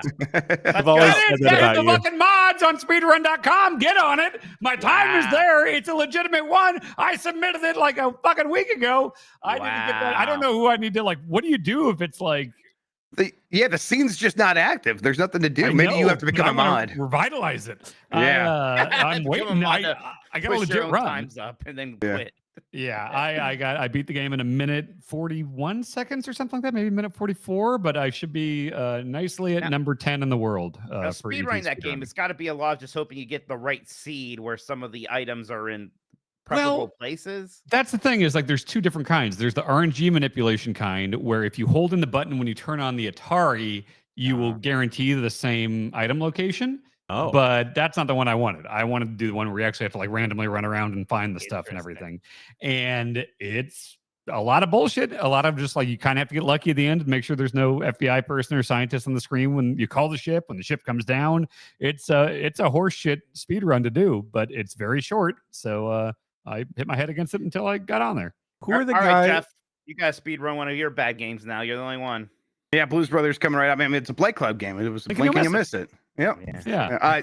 So wait, Dan, after speedrunning it, how do you feel about ET now? It's the worst game I've ever beaten. Oh, okay. I'll tell you what, I played through it after he did, and it was worse than I was expecting. Even after watching him play it, I can't believe how bad it feels to play that game. I cannot believe that game has a single defender, even if their motivation is pity for the man who had to make the game in a short time frame. I don't care. You do not have to defend this terrible, awful video game. What is the studio that remade or redid System Shock recently? Night Dive. Night Dive. Night Dive can get on ET for No, sure. Night Dive has more important things to do. Don't listen to Let's do a gritty reboot of ET. Let's get the Bomberman Act Zero of ET.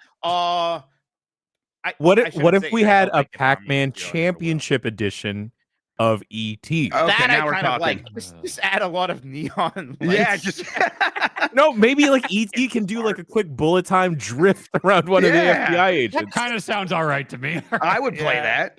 There you go. Actually, ET Championship Edition is an incredible idea. Oh, okay. All right. Someone needs to make that and then cut me a check immediately.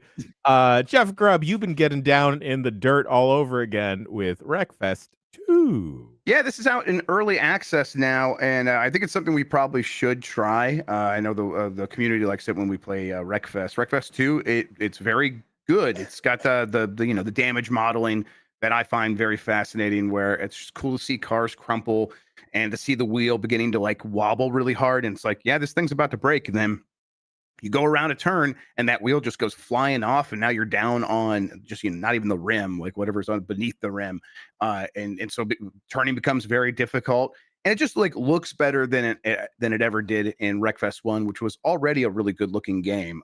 This is a demolition derby racing game, so it's more about spectacular wrecks and getting points for ramming into your opponents and things like that than just exclusively winning the race. But then the racing model itself also feels really good, and it's got all the things you want: power sliding, and kind of drafting behind characters and things like that. But overall, it is still very early access. It is not optimized at all. At least, it was running 30 frames per second on high settings, not even the ultra settings on the 5080. So I think it's probably a ways off from being a game that you can really recommend to people wholeheartedly. But I definitely had fun playing what is there so far. Went online a little bit, and that was just kind of nonsense, because it really is just everybody crushing into one another. And the single player mode is not very robust. It is just quick race. That's it so far. But again, early access, and the game is meant to be played multiplayer. So yeah, I am into it, but it did make me want to maybe check out BMD and BMG.drive. BMX XXX, exactly. I want to check that out. Finally, a horny video game.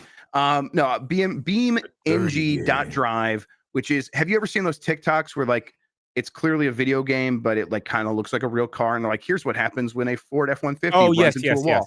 Yes. I really like those. Me too. All of those are done in BeamNG.drive. Oh, cool. And so I'm like, I should go check that out, because it has the super realistic physics modeling of damage and stuff at this point. Hey, kiddo, what's going on? Okay. All right. Anyway, Wreckfest 2 is pretty good. Now I'm going to go deal with a human being. Speaking about Wreckfest and cars getting wrecked, I did see a Cybertruck go over a speed bump yesterday, and then the car just cyber-fucked? It kind of did, because the Cybertruck, I don't know how this person was trying to go over a speed bump. Generally, I will slowly drive over one. Yeah. This person decided to take it at an angle, and then he got stuck. They don't have Inspector Gadget wheels that can go up. I don't think they have a lot of anything in those cars, Dan. Seems stupid. Yeah, very stupid cars. Did you play Mario Kart in those or something?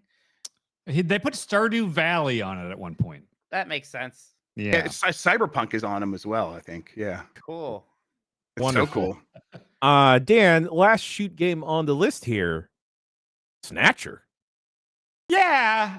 Hideo Kojima is a game developer. He's been around for a long time. And did you know, before Metal Gear Solid, he made a game called Snatcher, and I played it for the Sega CD.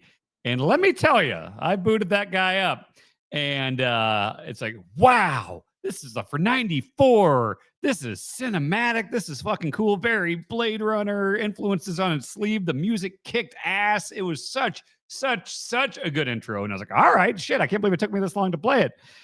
And then I took control, and you're talking to someone, and it's like, talk, investigate, ask. Oh, it's an adventure game. Yeah. And I would love this shit. And playing it, but it was really cool up until that point. What were you expecting going in? Because I mean, it's an adventure game. No, I just thought I wanted the stylish Kojima cinematic stuff, and it was all that until you just pick stuff from a menu, and then it wasn't a video game, so I stopped playing. It's a video game still. Turns out, video game. Video games could be that way. If you want them to be that way, but I don't. Okay, so there's a part of me that's not shocked that you don't like a Kojima game that's talky and is a genre you don't like. But you also say constantly you don't like stealth games. And Metal Gear Solid is a stealth game that's talky and from Kojima. So part of me doesn't necessarily understand the distinction. I will take stealth. Look, I'm controlling character. I'm running around. I'm snapping necks. I'm even though I'm bad at stealth, I am doing cool stuff in Metal Gear Solid. Selecting talking things from a menu is not cool stuff to me. So I just had to back out of that. It seemed I bet there's good stuff in there, though. I definitely want. Snatcher sounds like way up my alley. It'll probably be I like Metal Gear Solid 1 and 3 a lot. It might not be my favorite Kojima game, but I bet I would appreciate Snatcher and Police Knots, which I think is pretty much the same style. Yeah, I also want to check out Police Knots just because vibes. Yeah. All right. Before we go to Bricky Break, Nikki and I had a little impromptu, unsanctioned lights out GDC GB meetup last Thursday. Shouts out to everyone that was able to attend and stop by. There was this one person, though, that showed up. It was very sweaty. He ran really hot. I think I know who this is. And he just spoke very fast, and he looked like he had a penchant for perhaps wearing a robe and sitting on a floor. And I just made the assumption that he really loved dogs. Yeah. Shy about it, though. I think his name was Matthias, Matthias, Rory, I think. Interesting. And good old Roar Dog saw that I was getting into Magic, and Rory, forever the enabler, gave me a playmat. Oh my god. And then 2 Lord of the Rings Magic the Oh, Gathering nice. packs. deal. So There you shouts go. out to good old Roar Dog. Thankfully, he did not fart in my vicinity this time, but even if he did, Oh, I'm sorry. I wouldn't have been able to hear it because it was a big place. You might with him. Forever the wild card. Love you, Rory. Real quick, just before we move on from games for good, Dan, you played a bunch of those Xbox Live arcade games, Yeah. and I gotta say, like, I was looking for my Xbox 360 that whole time, like the controller, because I'm like, well, not all that stuff is going to be backward compatible. All of it was backward compatible. You played all of that on Xbox Series X? Everything I played on that stream was backwards. I played all that on the Series X. There were ones that I wanted to play that were not on there. Sadly, Okay. there was not the Method Man Sour Patch Kids Capcom game. There was not Way of the Dog, the Snoop Dogg game. Sure. Bionic Commando Rearmed was not on there. Okay. Yeah. So there are there's like, some. Yeah, there's some That game's omissions. just got to be on Steam, though, right? Rearmed? I would hope so. I don't Those games know. are There's a good. sequel, too. Yeah. Hey, that Castlevania game y'all finished the stream with? Yeah. Weird. That It zoom was out is cool. crazy. Where you see the whole fucking thing with all the enemies and the boss shooting a beam across the whole stage. Like, Yeah. wild. Yeah. Yeah. Either way, I just forgot how good that backward compatibility stuff was. They did so much, and like the fact Yeah. that so many of those Xbox XBLA games did work was really cool. And I really appreciate that because it's like there are certain things like I never really played Max Payne back in the day, and it's like, oh shit, those are backwards compatible, and they run way better on the Series Oh, X nice. now. Like you want to play Mercenaries, Playground Destruction, that is awesome on a Series X. Ah. Like it really like looks good, runs good. Like I really do like how. You know what Xbox else is does great that. with backwards compatibility and the frame boosting and all that stuff? What's that? The Mirror's Edge looks really good on there. Do Holy I gotta shit. go know get what? an Xbox now? You know what? Okay, Jan, let's try to get Splinter Cell co-op working by Monday. If we hit any snags, or even if I'm putting Mirror's Edge on the short list for Okay. Rikers Roulette on Monday. Okay. I'm writing that down. Okay, Mirror's Edge, backwards compat. I'm doing it. And Bionic Commando Rearmed, they're both on Steam. And Bionic Commando Really? 2009 is Hot dog very arm? positive recent reviews. Oh. Yeah. All right. I'm gonna play that again. It's a good co-op game, too. It's fun. Gonna say it again. The part where you say you're gonna fuck the worm boss is the weirdest thing I've ever seen in a video game. Have I said this it's kinda here? cool. Man, I though. forgot about that. Yeah. It's the weirdest thing. It's the most I thought I was going crazy while playing a video game. I respect so much that they did that weird thing. Respect. I do. The fact that it says it normal once, and then if you die, you say you're gonna fuck the worm. That's It's weird. I do respect it too. You're right. All Jan, I right. guess I have to fuck it. All right, folks. That does it for video game talk. We're gonna take a quick break, and we will be back with the video game news. Oh my god! You gotta get the button off there.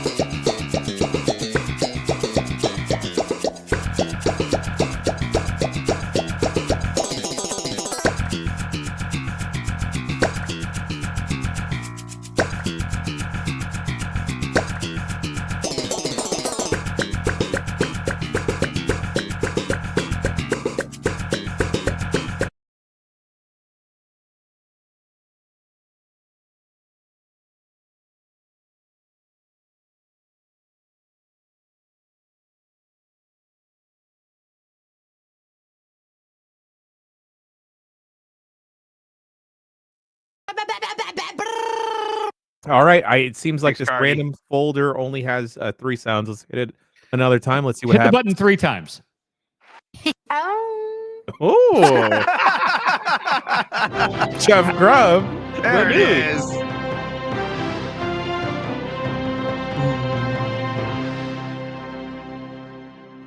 All right, I got some news for everybody. Let's do this thing. Are we getting 2 Nintendo Directs in the next 7 days?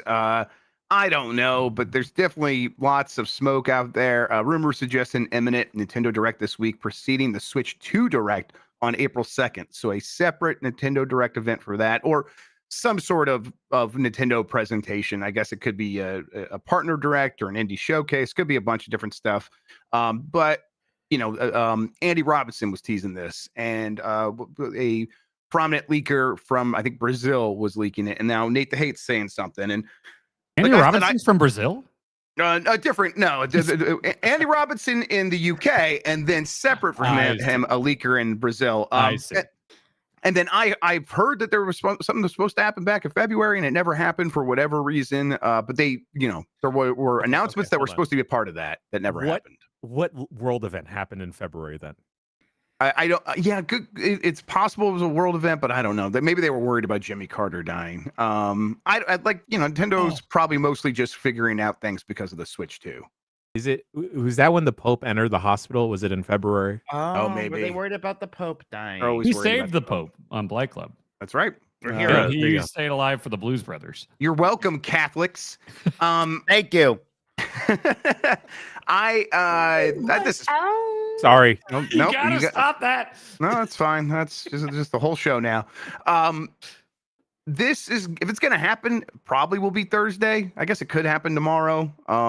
But I don't know. What do we expect if a Nintendo Direct for the Switch one happens like 6 days before Switch 2? Just give us all the little things that are gonna come out before the throughout the end of the year at Switch, and then all the big boys will be next week. It's kind of weird because it's like, boy, a partner direct. You got to get people excited about third-party Switch 1 games right now. Well, I mean, what if it's not? I mean, because they have Metroid Prime 4 that they need to talk about. But we're assuming they're saving that for Switch 2, right? Yeah, It's delayed. Yeah, right.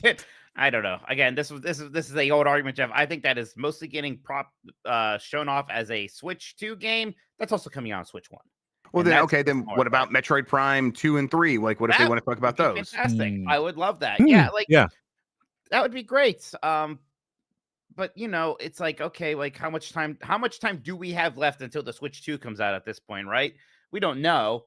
But it could just be a matter of months. So it's like, well, if we're going to be doing that stuff, we better, get on it here. We're running out of time. I mean, like all the analysts think it'll be before like summer really gets started. Insider Gaming had a report today saying June. Other people have said late May. So you're right. Either way, there's not a lot of time based on what like all these rumors and expectations. And even if it is coming out later this year, how much is Nintendo really focused on stuff that isn't Switch 2? It'll be weird. I mean, that's why this whole thing feels weird. And I think we talked last week, Mike, about hey, could a Nintendo Direct get announced next week? It's like, no, they're not going to do one the week before they have the Switch 2 thing. Well, now it sounds like they might.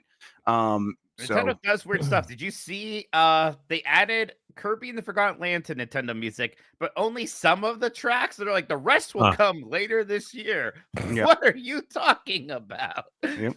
And there's just a new rumor coming out from Ecstasis, who is someone who's been had a lot of rumors recently saying Metroid Prime 4 Beyond isn't going to be featured at the Switch 2 Direct next week. Okay. Well, then maybe you're right then. What the fuck? Oh, maybe Dan's right, and the game's just canceled, and then he'll.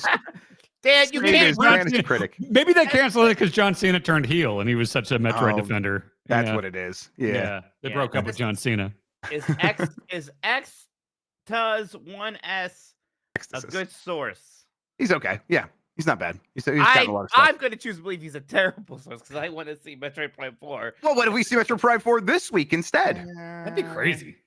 I've decided I'm going to finally play the Metroid Prime Remastered. I'm going to start that like this week. Oh God, it's and so then, good. Right. You had recently played it.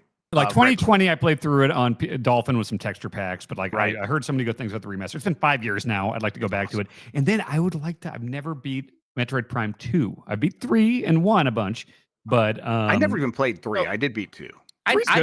I never beat 2 or 3 also, and I really want to. And I kind of have been I've been waiting and hoping that they just release them on Switch. But the closer we get here to maybe Metroid Prime 4 coming out, I might just pull out the Wii U and my Metroid Prime trilogy and just do it that way. Nice.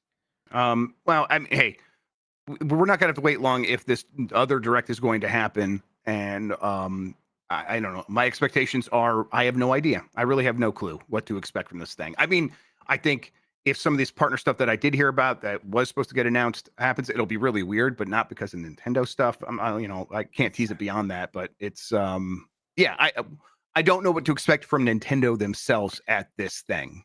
That's just my thing against Metroid Prime 4 at this direct before the big direct. It's like if we're getting a direct this week, I am like, okay, partner direct or indie direct, because it's just weird that they would do a biggish Switch 1 direct now, maybe last month, but like a week or so before this thing. But again, Nintendo, weird company. They totally. Well, I mean, go ahead, Jan, please. I was gonna say maybe we see something completely out of left field. I mean, I don't want to invoke its name, but there's always Spoon Heaven. But perhaps we see more Tony Hawk Pro Skater 3 and 4 stuff. They did just put out a video today with some gameplay, and it looks real good. Yeah, I got to see Suburbia, and that new water park level. Yes, it looks fantastic. Yeah. Spoon Heaven, it's like Xbox was the last people talking about that game again just recently. So part of me is like, maybe we see it at Xbox, but Xbox, they generally don't have many events except for that big summer one, and then whatever else they show. Yeah, they have the developer direct every once in a while. Yeah. Yeah, so maybe they won't do one of those, or Spoon Heaven could just be a direct upon itself. I feel bad that I just say Spoon Heaven as its default. Some people have no idea what I'm talking about. Hollow Knight Silk Song. Ooh, what is that? Chat brings up Link Between Worlds remaster. Oh my god, if they did like Link Between Worlds or Wind Waker or Twilight or like all of them, I would love that. Right. I think Wind Waker or Twilight got to happen. I bet before that. I would love Link Between Worlds for sure. I love that game. That is a game where I think the 3D is really cool though, and it will be a little bit of a bummer to miss. Sure, but I'd rather them do the work to fix it up for permanent preservation. Maybe once I actually play it, like I won't miss as much as I think I will. We'll see. Okay, so let's just say Metroid Prime 4 does show up at the direct this week. I mean, are we thinking a May release date for that? Like, is that possible so that it gets out before? Like, if they're not associating it with the Switch 2, we are assuming things at this point. We're assuming that this new leak, which is in direct opposition to a leak we had a week or two ago that said Metroid Prime 4 is going to be a huge part of the Switch 2 announcement. So we have both sides, but let's go with the one right now. That's the more recent one that says it's not going to be at the Switch 2. What does that rollout look like if it's not going to be hey, this is a Switch 2 game in every way except for maybe it says Switch 2 on the box? That's the quick victory lap, right? Like if it is the Switch 1, not only, and then I think it does have to come out in May, right? Because if we're really talking about in the summer, like we're going to have the Switch 2 by the time summer comes around, which is now what every analyst continues to say. Then, well, yeah, I think it has to be either that or early June or something like that, and then you kind of like loosely associate it with the Switch. I don't know. It's like at that point, I just don't know why you don't just release it when Switch 2 comes out and do like the Breath of the Wild thing. Like, yeah, here's the Wii U version / the Switch 1 version also, and maybe it's even the same game, right? Maybe you're right. Maybe that same game just works in both of them. At that point, I just don't know why you don't just wait for the Switch 2 launch. I mean, maybe you're right. I think Sambo Nice is pointing out the thing that we all remember: Breath of the Wild launched simultaneously on both consoles. Twilight Princess, the same thing. So I think we're all assuming like that's what this probably should look like, but maybe Nintendo's got different ideas this time. I don't know. Was Twilight Princess actually a little bit later on the GameCube, like a week or something? Was like it? It was definitely a launch title for Wii. I know. Yeah, it might have been a week. It might have something weird, but essentially, yeah, both at the same time. They made like 10 copies of that anyhow. There's a part of me that's like, do I need to be enough of a GameCube collector freak that I need Twilight Princess on the GameCube? I've got one, so I'm a bigger GameCube fan than you. That's true. Yeah. Did you know about the eject button, Dan? Oh yeah, I know. I played video games. Definitely a bigger fan. Yeah. All right, geez, boy, I didn't think it would just get dunked on for bringing this up. Wow. You can get a yellow label one somewhere. It's fine. Twilight Princess is worth it because it's mirrored, right, on the Wii. Yeah, but the HD version fixed that. Yeah, okay. The HD version on Wii U is fantastic. Yes, that's my real thing. It's like, look, if I want to play Twilight Princess, I'll play that Wii U version. And eventually that version's going to be on Switch 2 or Switch or something, right? So what? Yeah, having recently played Wind Waker HD on a Steam Deck, it's still so fucking good. All right. Speaking of Nintendo, the Seattle Mariners, which used to own part of Ken Griffey. Yeah, Ken Griffey and Nintendo used to own part of that team. That team is going to wear Nintendo and Switch 2 logos on their jerseys this season. So Sure. Nintendo's already got plans to market this thing. Hell There yeah. you go. Ooh, do you think we could order food on our Switch 2s? I hope so. Oh. You could do that on the was it the 3DS? 3DS, right? 3DS, yeah. Let's all go to a Mariners game and do that. Okay. I would love that. I like baseball. Yeah. Ken Griffey.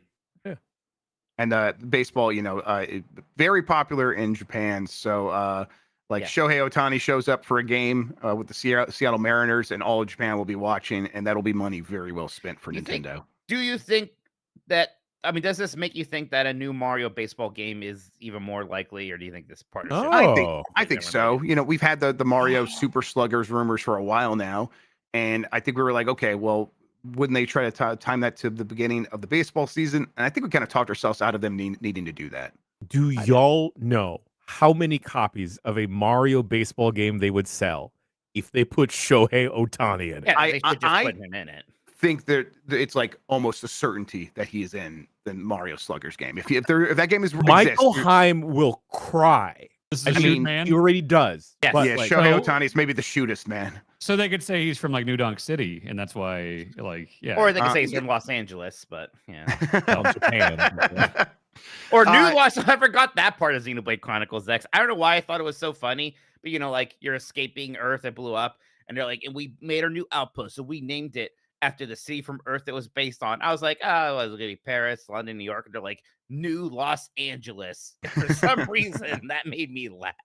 I loved it in the GameCube version of NBA Street Volume 3, where you could be Mario, Peach, and Luigi. And me and Mahardy played that a couple years ago, and it's like seeing like Carmelo Anthony dunk on Mario is the funniest shit in the world to me. It's good. Do more of that. Yeah, just doing a crossover with Mario is a pretty absurd thing to see. New God of War coming this year, maybe. New God of War side story project set in Greece is reportedly coming this year. I heard about this. I talked about it on Blue Sky. I was trying to find out, hey, there was all those rumors about a God of War Greek collection / remaster around the time of the State of Play. And that I heard it was not going to be in the State of Play, but if something God of War could happen around the anniversary. Now, nothing did happen around the anniversary. I don't know why that didn't happen, but it seems like something was supposed to happen and didn't. I don't know. So New God of War is a side project that is coming out this year, and it will star the Greek Kratos. So, I would probably set your expectations a little bit lower than like a Miles Morales. Okay. Maybe quite a bit lower, actually. It's kind of weird. I liked those games, especially back then. I don't know how much I'm hankering for a return to the Greek setting. They did a lot of those. There's the 3 numbered ones. PSP. Then there were the 3 prequel ones, the 2 PSP ones, and then Ascension. Yeah. We had 6 of those. It's like, I assume it's not going to play like the old ones. It's going to play like the new game, but we're going to have edgelord Kratos, which I was pretty tired of even back. He's a father, Mike. What's wrong with being a father? It's like Mike, the ashes of his relatives. No, I'm saying I like him when he's a father of not the daughter he killed in those games. He has the angst about it, right? I don't know.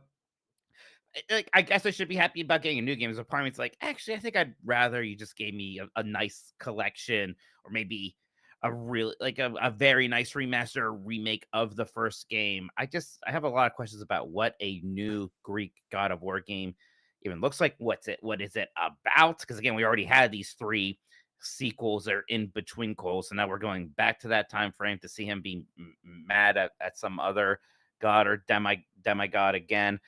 I don't know. I should see it before I'm too judgy on it. Grub, do you think it may be similar to Valhalla, how that was kind of like a roguelike, just set in the Greek pantheon instead? It's like I can only say so much more based on like the information I was given. I know a bit more, but I'm just not allowed to talk about much more. Sure. And so I would set your It's a different kind of game foundational. Kart racer. Snatcher. Okay, but put those two together and you got it. Whoa. Yeah, kart racing snatcher. No. It's a Knight Rider like. It's Yes, a Geometry exactly. Wars like, huh? Okay, now we're talking. Either way, it's like I think that this is mostly them trying to find ways to get more God of War out there between like what the core Sony Santa Monica team is doing. They've got a bunch of other stuff happening. This is not them necessarily. Okay. Okay, let's see here. Indiana Jones got its PS5 release date. It's coming out April 17th, so not even half a year later. I think it's a good amount of time. It came and it was very successful and people really liked that game, but it has already sort of left the public consciousness, and now it gets another chance to find a new audience on a console with even more people playing it. So I don't know. I think everything about this seems like it's working. What do you guys think? Then it'll have another at least boost in public consciousness when the DLC comes out later this year, which is still happening.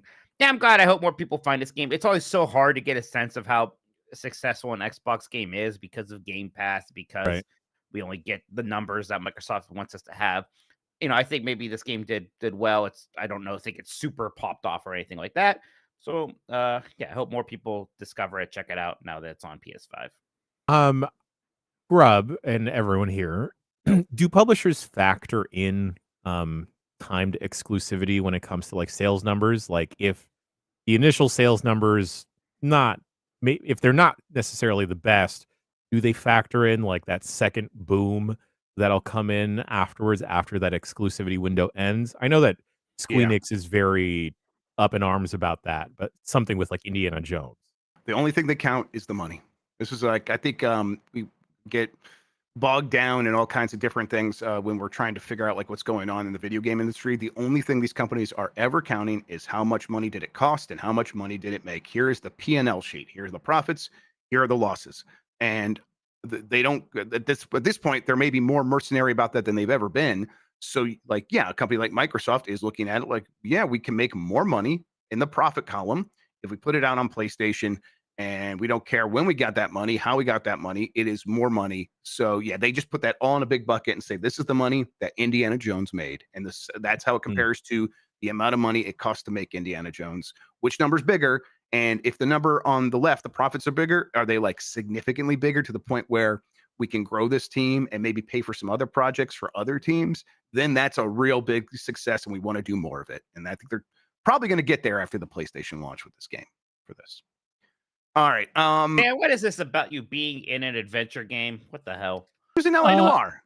No, they're saying 2064 read-only memories. Is that the one they were? That's right. Yes. I did a voice for that. I did not know that was a Snatcher thing. Yeah, it was. It's a point and click sort of. Yeah.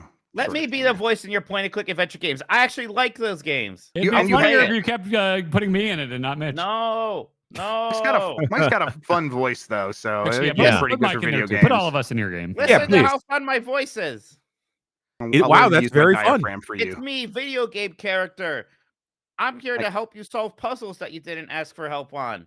I got a good asshole you voice. You want to hear about my dead mother? Assassin's Creed Shadows is selling well. It's doing about as well as a lot of the recent games. It's just behind Valhalla. It's kind of what a lot of the analysis and Ubisoft is saying. And Valhalla, the best-selling Assassin's Creed game ever. So this is probably going to end up being the second best-selling Assassin's Creed game. People are expecting it to do about 6 million in the first week. It did 2 million, and it had 2 million players in the first 2 days. And so, it's doing very well. It's probably just not the solution to all of the things that ail Ubisoft. Like it's very far away from that. But it was kind of going to be impossible for it to be that silver bullet, right? Once again, it's so hard to tell how well is well enough anymore these days, right? Because you say second best launch, like, well, that's great, but I bet Ubisoft was probably like, well, the number should go up. This should be the biggest launch. Why isn't it? Right. Like even that, which sounds like a good thing, and any reasonable person should be happy with that. Just the way the systems work. I won't say the C word. You want to always have the biggest launch. What? Don't worry. Yeah. Cuckolding is what he was trying to say there. Yes. Oh. Yeah. All right. Let's see here. I mean the clitoris. Mike. Not that C word. That's a One myth. of the worst games ever made could be coming to Steam. Someone get God on the line. Big Rigs Over the Road Racing, a notoriously terrible 2003 PC game, has appeared on SteamDB with a potential Q2 2025 release date. Developed by Stellar Stone and now possibly published by Marguerite Entertainment. Marguerite. Anyway, this used to be a game mill joint. So, damn, why don't you go pound the pavement, find out what's going on in your goddamn state? Let me run over there and see what they're doing. Get to the bottom of this. God, I always thought we should play this one for Blight Club, but is this already too much of Navarro's thing? Can we really? I mean, I think that would have to be the Blight Master's call.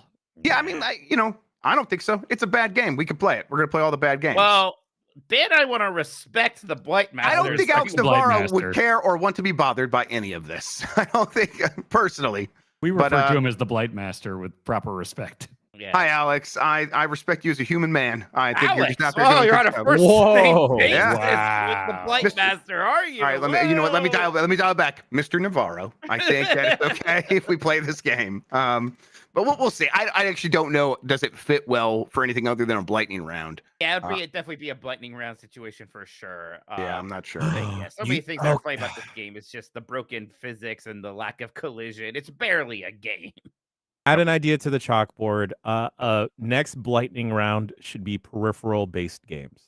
I like that. Oh, this is just you and Tony Hawk ride. Yeah, you're just asking for Tony Hawk. He says that's a delight, though. Well, I mean, there's got to be another peripheral-based. There's a lot of one, bad. right? You have to like beat a game with Dan a is Sega 100% activator. going to play the Steel Battalion Connect game. Like That's that's not a peripheral. Well, I guess the Connect is. Connect is a Yeah. peripheral. Isn't the how long to beat way too long on that one?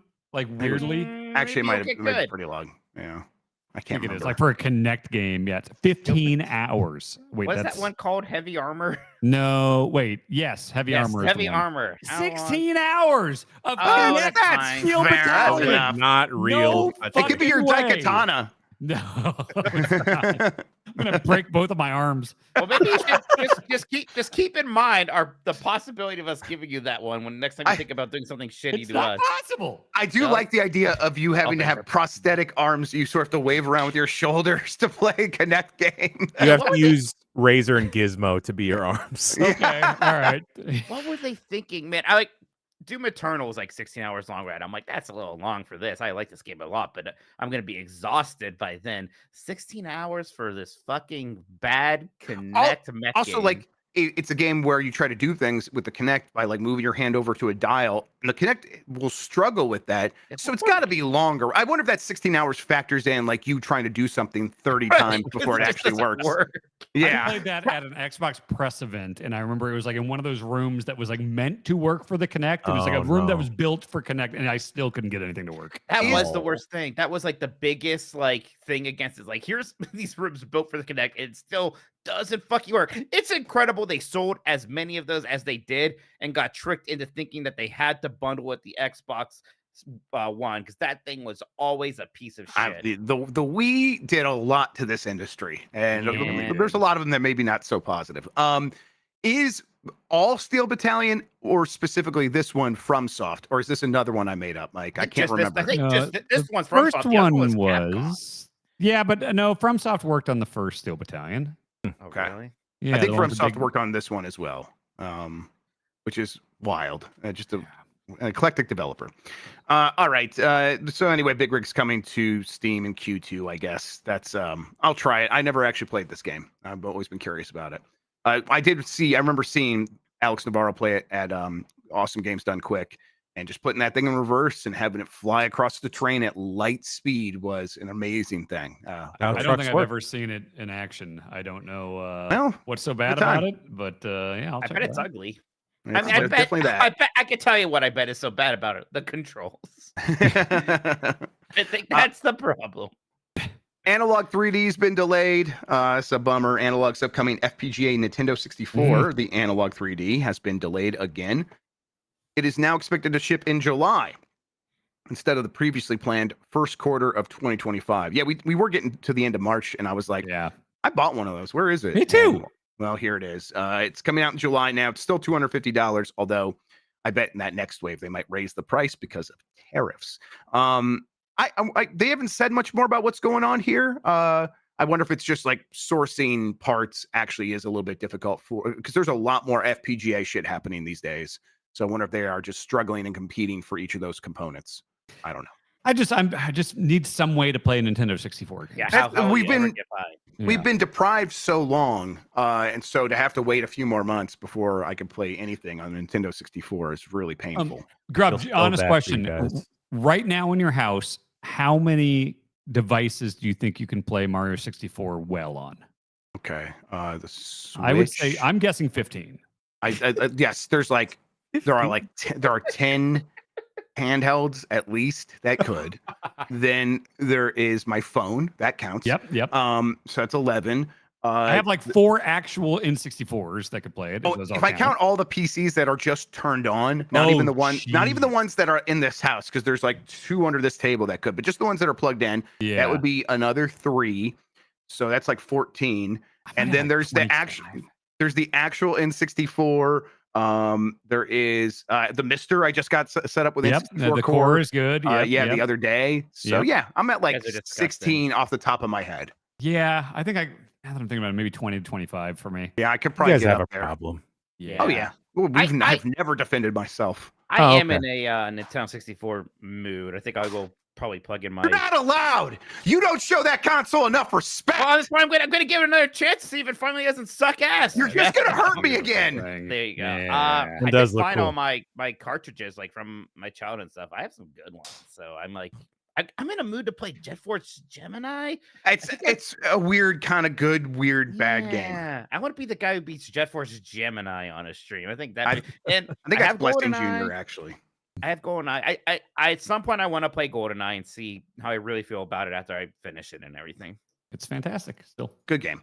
That did remind me yelling at you. You're Yeah. also not allowed to play Mother 3 with the fan translation because that's a mod, and you're not allowed That's to a use little mods. different. Okay, Nope, come on. not allowed to use mods. Nope. I am not. Look, obviously, it's not it's allowed. not black and white. Damn It's it! black. You Only disrespected mods. Sith deal in absolutes. Only Sith deal in absolutes. Oh shit! Now you cut to the heart of me. How dare you? All right, last story here that I have. Jeff Keighley and Christopher Dring announced new publication, The Game Business. Jeff Keighley and Christopher Dring have launched The Game Business, TGB, a new business publication for the gaming industry. TGB will offer podcasts, newsletters, and a physical event called The Game Business Live alongside Summer Game Fest. It aims to provide industry insights and foster discussions about the gaming business and its future. I'm not too surprised about this because maybe at once upon a time I worked at a place that often talked to Jeff Keighley about maybe getting acquired. What is this competition for Gamesby? No, Yeah. no. And so, yeah, cool. I think seeing that they're going to do the live events, that also makes a lot of sense. I think Dring has had experience setting up those kinds of things and just doing it right alongside Summer Game Fest. That is going to kind of bring back secret E3 in some ways, I think. So this is a smart move, and I really like Dring. He is a smart, sharp guy.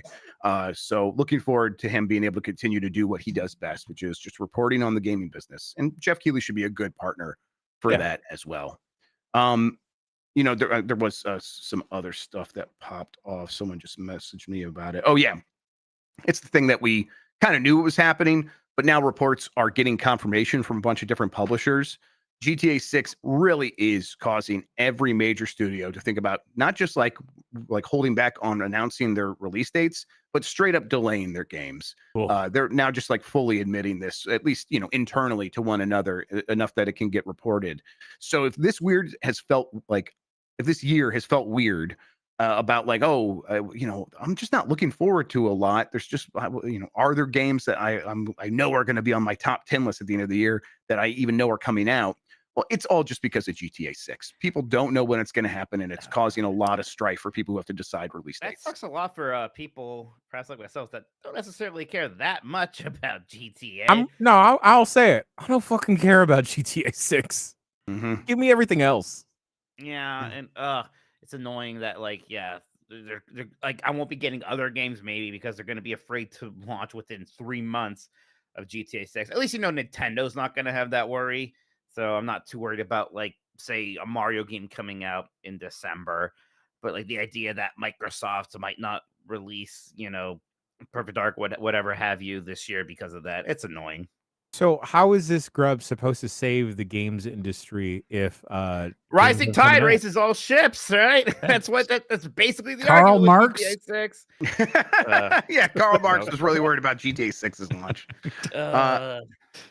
Yeah, I thought that is the argument, though. That's what Mike's right. That's what a lot of analysts are saying. Like, it will generate more money coming into video games as a whole, and so the average will go up, right? But don't look into the numbers beyond that, because it's like, okay, well, there's the haves and the have-nots. There's the average is going up because the people at the top just got a ton more money, and everyone else is still fighting over scraps. It's a lot like our economic system and how it works overall. I think that GTA 6 has only ever had limited potential to really change the story of how people are feeling about gaming and it's how it's prospering or not. It was going to help Take-Two, of course. But might help the consoles a bit because it's going might to help. Yes, it might help the consoles a bit. But I just don't know if it's going to then lead to someone buying another game right alongside of it, or even at the same time. Probably not. So I don't know. Switch 2, that will help. There's a lot of different kinds of games that can thrive on a Switch system, and Switch 2 will kind of reignite that. So maybe between those two things, it'll offset some of the stuff. But the stories we hear coming out of GDC for the last little bit have been, everyone's feeling really gloomy. The Survive to 25 crowd, everyone's like, yeah, we were just kind of telling ourselves that we're in 2025 and it's not any better. So yeah, I think we're going to have to just kind of get over both of these things, the Switch 2 and GTA 6's launch, and then actually sit down and figure out, okay, how can we make this industry better? And no one really knows at this point. All right, that does it for the news that I have in front of me. Jan Ochoa, I'm handing this ship back over to you. Fantastic. Well, we're going to go take a quick break, and we will be back with the emails. Okay, fine. Jacked off in a rainforest cat man. All right.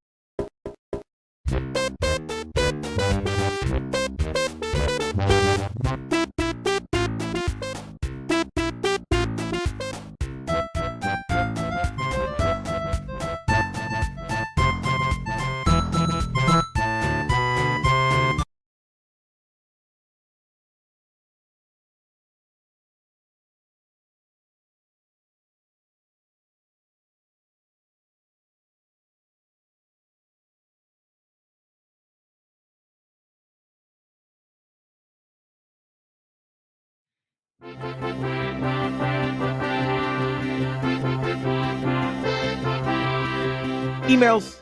Bombcast at giantbomb.com is the email address to send all of your lovely emails to. I try and read each and every one of them. Please do not be offended if your email does not make it into the show. Nothing personal. Special shouts out to a lovely user that sent it a very heartfelt email. I'll spare everyone the mushy gushiness, but appreciate you for appreciating us. You know what? That's a little Ouroboros of love, a human centipede of love, as they call it in the biz. Right. First email comes from John in Portugal. Hi, Bombers. It's been 3 months since the Game Awards, and I'm still mad at Jeff Keighley. Not because of any award or game announcement, but because he did not bring a monk to sing the orchestra for Metaphor. I stayed awake until 6 a.m. on the belief that I would hear a monk sing that drop with a live orchestra, and when it didn't happen, I felt betrayed like never before. Anyway, what's the most angry/disappointed you have been at a gaming show that's not related to an announcement or award? Personally, I'm not sure I will ever be able to trust Keighley again. Yes, loving the new Power Block. Sincerely, John from Portugal. Thanks, John from Portugal. Instead of a monk, and I know he's dead, but he's just been in my head a lot recently for recent events on this website. What if they got ODB to sing the monk part from Metaphor Refantasio? I recently learned that there is a young dirty bastard that is ODB's shoot son. He's not an official member of the Wu-Tang Clan, but he's part of the Killer Bees. So he's part of the affiliated Wu-Tang family. But yes, young dirty bastard. He does the hair and all that stuff. So does he have like the same kind of crazy, like, oh, baby, I like you, raw, like that? Can you do that? Ooh, baby, can you do that? Raw. Well, okay, Chance is better. Yeah, that like I what I'm saying, I'm just like I'm gonna just go nuts and be insane. But yeah, that's what I want. I don't know. I need to listen to Young Dirty Bastard and see if he's any good. But Mike Minotti, do you know the song Fantasy by Mariah Carey? Maybe. Could you sing it? All right. Oh, look at that. Wu-Tang group controller dance holding. And everyone should know that thing feels way worse to hold than you're even imagining. Absolutely. Yes. God, we need to do, Mike Minotti, you need to do both parts of Mariah Carey and ODB in Fantasy. It's the superior version of the song. Me and Mariah go back like babies and pacifiers. Go back like babies and pacifiers. I think that Jeff Keighley should have gotten the Muppet Sweetums to do the throat singing. Okay. Oh, I think that'd be fun. I would have liked more Muppets that one year. That'd been cool. Yeah. The most mad I've been was when they would try to do like teabag jokes and just the most like low hanging Spike TV video game jokes. But the worst ever that I still think about is they were going to show a trailer for SSX Deadly Descent at the time, and they brought some hot lady up to go to the mic and was like, "I love sex." Oh, I read that wrong. It's SSX, and I was like, "Oh fuck." Everything about this sucks so bad. Yep, that was bad. I really did get mad at the whole Joel McHale hosted year. Like it was just awkward. That was more. It was awkward and bad. Yeah. Yes. Yeah. The Spike ones were rough, man. It was just a lot of like, I just hate forced gamer humor stuff. Yep. Like it's noobs. It's the noobs, tone. Do you remember getting mad? Like I think the first Spike Game Awards, it was just the Madden that year, that one game of the year. Yeah, that's right. That did upset me greatly. Oh man, that's funny. I'm mad that no one has ever been slimed at the Game Awards. Sure. Oh, yeah, they should do that. I wonder who the most problematic person is who's been slimed. Like how many people who've been slimed? Oh, that's a great question. Yeah, I'm sure P. Diddy at some point. He got slimed. Has Hulk Hogan ever been slimed? He had to. List of people who have been slimed. Nickelodeon. Donald Rumsfeld, probably. Yeah. Let's see. Okay, this is just a Google thing here. Let's see. Katy Perry, Halle Berry, Harrison Ford, the Olsens, DJ Khaled. DJ Khaled. All right, that's one. Tom Cruise, Jim Carrey. They've had their flirtations with cancellation. Justin Jim Carrey's Bieber. Just weird, right? They're just weird. Yeah, Carrey. Well, Carrey had some periods of like some weird stuff he was talking about. John Kerry? John Kerry. I can't picture John Kerry getting slimed. Oh, did they ever slime Bill Cosby? Ooh. I think he got slimed at the same time as Henry Kissinger. I think. Yeah, that makes sense. Yeah, right. Bill Cosby. Slime. I like to. Just be careful with that Google search. I would Yeah. Yeah, Yeah. okay. Maybe I should have added the word Nickelodeon. say. Let's take the slime gimmick and let's bring it to our couch for SGF. Right, like they couldn't copyright it or Copyright trademark it. slime. No. Yeah. Let's just make it nacho cheese. Then it's our own thing. Okay. Sure. Shoot much nacho for that. cheese. It should not, well, not like boiling hot, like Sure, Game of sure. Thrones melt your head type stuff, but Yeah. like Oh, But it Mechanized would is still right. taste good. Sam Lake Yeah. would love to be slime. Sam Lake would be so down for that. I As What if he's we drinking his cup only of coffee. ever slimed Sam Lake? Every Like, year we just Every year we slime just Sam get him Lake. and only him, I and we think never mention it. We never act like it's weird. It's This- totally this it's is always got, just- like a nice suit. Yeah. This is just like the Sugar Cubes bit from last year, where Nikki Oh, just yeah. handed Yeah. Sam like a big container of sugar cubes and he held on to it for a good chunk of time. All right, next email comes from Itchy Buns. Hi, gang. Can we please get an update from the Alarmo users? Hmm. You're still using it? Yeah, Still enjoying it? Do you Yeah. recommend it? Don't lie or we'll know. No. Regardless, Itchy Buns. It's the best alarm clock I've ever had. I still I use love it. We had the new retro Mario update. There's some kind of just OS update yesterday or something. I love my Alarmo. I'm a giant fan of it. It's helped my sleeping schedule immensely. I use Yeah. it as a clock. I set it to the new Mario thing, and I don't really set alarms on it these days. But it is a nice little clock. They did update it with new features, so you can do stuff like set different times you want to wake up on different days. It could Oh, not do that nice. before. Yeah, so Oh, that might be nice. Okay. a little bit more useful as an alarm clock now. Although I've enjoyed using it. I like it a lot.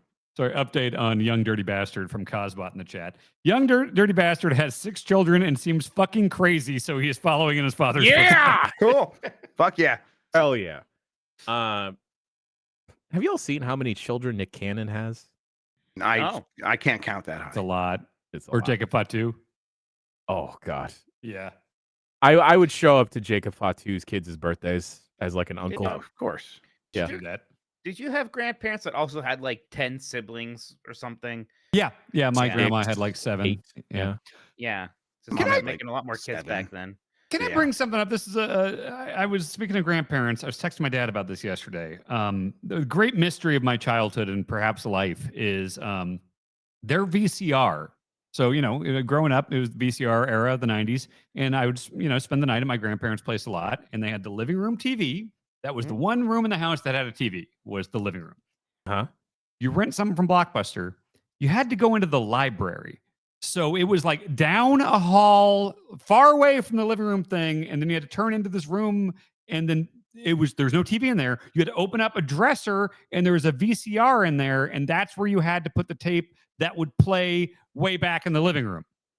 Oh. They had like central VCR, like central air. Yeah, But it's it was weird. like there was only one TV and one VCR, and they were several rooms away from each other. Weird. Yeah, it's fucking insane. Right? It's And I was weird. texting my dad. I was like, why? It's like, neither of us know. I mean, Yeah. I wonder if they just like had it installed by a professional. Like, okay, we'll do this. And do they have like an intercom system or something like that? They Where did. yeah. probably the same person set it up and it's like, let's just have a central system for all of your AV equipment. Huh. Weird. Yeah. It was a By weird the one. way, yeah. Tamor Hussein logged in to chat just to say that Alarmo is annoying. Only if you have the alarm on. I think it's fun. But then with the all alarm on. alarms are annoying. Yeah. I guess they're It's supposed to be, right? annoying. It's an Mm. alarm. All right. I like how much people don't like the alarm. I Like, didn't know, it makes me I like didn't it even know more. people didn't like it. I thought Yep. it was a I slam like dunk. it. I think it looks great. I like it a lot. Come on, y'all. I thought, like, oh, this is good. People will like this. By the way, Now- Tam in the chat. If you want to see some Tam, stay tuned after this on the Power Block. That's If what you we're wanna gonna see- do. We're just gonna plug at the end, Darren. But he was right here. We just said Tam. I thought you were the Segway master. Next email. Fight. All right, let's see what magic 8 ball of sounds. What does this say? Oh my Is god! that the only thing he said? It loves this one. Oh my god! All right, anyway. Pete in Connecticut. Hey, Bombcast.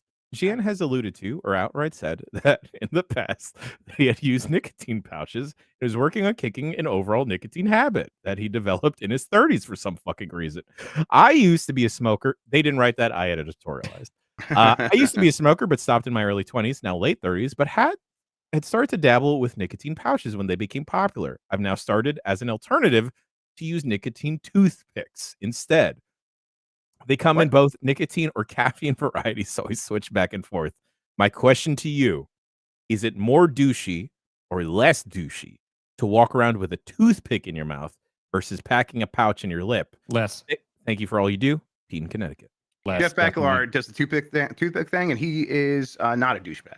So Yeah. I like toothpicks. Yeah, I like that toothpick look. Maybe I just grew up with too much 80s and early 90s media. But Razor like, Ramon. That's it. yeah, you got a toothpick. You're a cool guy. I do feel like it's like insisting upon yourself a little bit. So I don't know if I feel like I could pull it off. I would feel You could definitely self-conscious. not. Yeah. Yeah. Okay. Thank you for confirming that and making me more self-conscious. You'd be like a lollipop guy though. Okay. Well, I don't want Yeah. to be suggestive either. So I mean, Oh, Like well, one of the okay. big round ones. You're just like, you know, okay, like yeah, a big baby one. Yeah, big sure. baby one. You got like a bonnet. Yeah. I They wear my sell diaper. special- Yeah. I made How much poopies. caffeine or nicotine could possibly be transferred by a toothpick? I'll go find out, y'all. Oh no. It's gonna be The with a caffeine file one, photo right? of Homer Simpson's Jan with 800 toothpicks in his mouth. I'm gonna The be caffeine one, what's right. that horror movie guy? Pinhead. Like Pinhead. I'm just gonna be Pinhead. with nicotine tooth. Hell yeah. Yeah, just acupuncture with nicotine toothpicks. Yeah. I have always wanted to like flick a toothpick at someone. It's before. good. It's fun to do. Yeah, it's a good move. Yeah. Amazon says 15 milligrams caffeine per pick. So That's for Ella. I'm holding a Baja Blast Zero Sugar, and this has a 68 in a can. Okay. So it's like, you know, a little less than a quarter of a Yeah, Mountain but like, Dew. how much is being transferred by just like? Well, you eat how it. You eat the toothpick. Of Well, course. I eat all toothpicks, so Yeah, of course, yeah. Maybe that explains the sunflower seed situation from a couple. Oh no, I forgot We about don't talk that. about that. We don't talk about that. All right. You know, power block. There's new cannon involved. Power blockage, more like. Hey, no. Okay, all right, there we go. Next email comes from Chris in Dayton, Ohio. This is a long one, so everyone strap in. Have you ever loved a game despite a large portion of it rubbing you the wrong way? For example, Monster Hunter all have fantastic gameplay for different reasons. I love the feeling of swinging a giant weapon at these well-designed, well-rendered nightmare beasts that would strike fear into the heart of anyone who would be doomed to share the world with them. However, the stories in these games are absolutely, irredeemably awful. Wilds is the worst in that regard. Why would you let a child come with you on every hunt? Why is everyone so chipper when you save someone from a giant bird, scorpion, oil monster? Why do they act as if they are barely inconvenienced by their mortal danger? The story seems like it would have some stakes, but all characters' cheery ass attitudes towards everything just rubs me entirely the wrong way. I can't even just skip all the cutscenes because they interrupt the gameplay with these walk and talk scenarios every mission. The tone of the gameplay portion of these games seems to directly clash with the tone of the story portion of the game. Granted, I'm only 10 hours into it. 10 hours is a long time. So maybe it gets better. Probably You're at not, the end of though. the story. I actually just beat it, and you're practically there. No, the story does not get any better. Because I remember other games in the series that I mentioned having the same tone. The opposite example, Guardians of the Galaxy. Gameplay is shallow and repetitive. There's zero challenge in any of the encounters. The combat has the depth of a puddle. The puzzles are all pretty simple. Anything that didn't involve story was, to me, an absolute snooze fest. But the realistic relationships between characters, heartfelt moments with each child in-game, and larger narrative of the story gripped me in a way a few have. I ranked it as one of my favorite games solely for the narrative. My opinion notwithstanding, have you folks ever had this type of relationship with a game? What's a game you love for gameplay but hated the story? Or a game that you love for the story but hate the gameplay? Thanks, Chris from Dayton, Ohio. P.S. Mike and Grub. Kings Island or Cedar Point? Cedar Point. Oh, wow. Yeah, we talked about Neon White earlier when I love the gameplay of that, and like That's the the one story for sure. Yeah, the story was that's a great just one. like these talking heads being kind of memey and trying to be funny, and I don't know. I The vibe was skipped it. just weird. It was a weird vibe in that That's one. just that's my thing with this question is, if I am enjoying the gameplay and hate a story, I am ignoring the story in any way I can. If that means skipping the cutscenes, I'm skipping the cutscenes. If they have to play, I am not paying attention to them, and it is not even phasing me anymore. I'm just like, okay, back to the gameplay, and I don't even know what just happened in the cutscenes. So it doesn't. I take what I need and I leave what I don't. Hate the story is a strong term, but like with Death Stranding, the thing I really came around on was the gameplay. But it's weird because like I think the story is total nonsense, but every time a cutscene did start, I was kind of like, all right, what are we doing here? Like, you know, I'm fascinated by it, even though I think it just doesn't make any goddamn sense, you know? Yeah, it's not story. I still feel a little bit weird about Metal Gear Solid 5 and Quiet. That's Oh, a Sure. weird character. And it's look, it's not even that she dresses sexy. That's fine. But like, it's like, go watch her take a shower, and then she's in the ship with you, and she literally just shoves her ass like in your face, kind of literally. And there was the whole Kojima like weird, like, it's not weird. You are all actually bad people for thinking it was weird. Justification of it, like everything about Quiet is just kind of weird about that game. Yep. Yeah, She there's breezed parts through of her Near Automata that I don't necessarily need. Yeah, parts of that game. You didn't like when they said fuck. Yeah, that's right. Fuga Melodies of Steel, for as much as throwing children into the soul can is a major component, sometimes I just don't care about these little cat children. I just want to use their souls to defeat my enemies. All right. Prince of Persia, The Lost Crown. Yes. I love everything about that game except for the story. That is just a nothing story there. See, I usually have a decent tolerance to stories. That one didn't bother me. Yeah, it didn't bother me. much. Yeah. It wasn't actively, it was just like kind of nothing. I wasn't like actively like, oh God, I hate this. It was just like, oh, this is doing nothing for me. Yeah, it didn't take anything away from me for sure. I was trying to think if Kingdom Hearts fit in this mold, but no, it's a perfect game. Yeah, no notes. No notes. We got a couple questions from Travis and Fargo here. He hurt me once. Can we trust him? Smoke on the streets is that Travis has not been Travie 2-time. He's been loyal. So right. so we'll play off a couple. We'll play a couple questions. I would love to hear the GB crews, especially Mr. Minotti's opinion on what Disney movie has the best chance of actually being a good live action adaptation. I mean, it's so weird. What's the best one so far? Is it Lion King? No, the best one so far is Jungle Book. Jungle Book. Oh, Jungle Book is good. Yeah. Did they do an Aladdin one? Yes. Yeah. Was it With good? Will Smith? Well, yeah. Will Smith was the Genie. The genie. Thank yeah. does he look I'm not like gonna in say that? it's terrible. I don't know if it was good. you. It looks like Will I Smith turned in around blue. on it. I eventually liked it. It's Yeah. okay. I think Atlantis probably makes the most sense because that was just sort of a pulpy adventure movie, anyways. With all of them, though, like I think animation is such a good format already, and you could just be more creative in a lot with animation. Because with live action movies, it's always this thing of, well, CG and live action look different. When things are animated, it's all just drawn. Now, sometimes they'll do 3D elements, and maybe that could be a bit jarring, but things generally blend much better on animation. And you could do anything in animation, basically, for as much as doing anything else, right? Like, you want to have a giant robot character, that's not necessarily more difficult than having a tiny child character, because it's just all animated. So it's like they can do it with all of them, and clearly they are, because they are just doing the fact that they even did Snow and Seven Dwarfs is absolutely wild and baffling. I think something like Lilo and Stitch makes a little bit more sense. I just rewatched Lilo and Stitch, and it is it holds up. It's absolutely endearing and amazing. I don't know if I need a live action of it. No. But I tell you what, Stitch is really popular and like super, like right now, still very popular. Yeah. All of my nephews and nieces are very excited for that one. So I bet that one's gonna make a lot more money than this weird Snow White one did. But yeah, like Atlantis probably makes sense. I'm trying to think if there's like I think Atlantis. I thought you were saying Atlantis, like Atlantis more Morissette. no. She's already live action, Mike. I don't know if you know that. The shoot lady. Sunken City, Atlantis. Okay.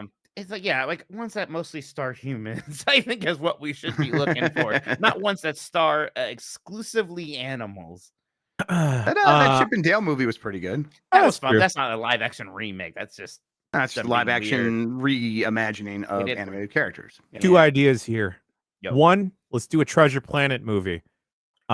just because Sure. I really like that movie and I it's love already Treasure Planet. underappreciated. Sub point with point number one. Have Tanner Buchanan from the Cobra Kai series be the main dude. Jim, I think his name is. 2, here's how we save the Disney live action movie, folks. Everyone sit down. Everyone buckle up. Okay, all All right. right, I'm down. Here's what you do. People are Dan upset about sat these down. live action. Oh, Dan is actually shoot down. People are upset about these live action movies, right? Some of them feel like, oh, where's this going? This is so unoriginal.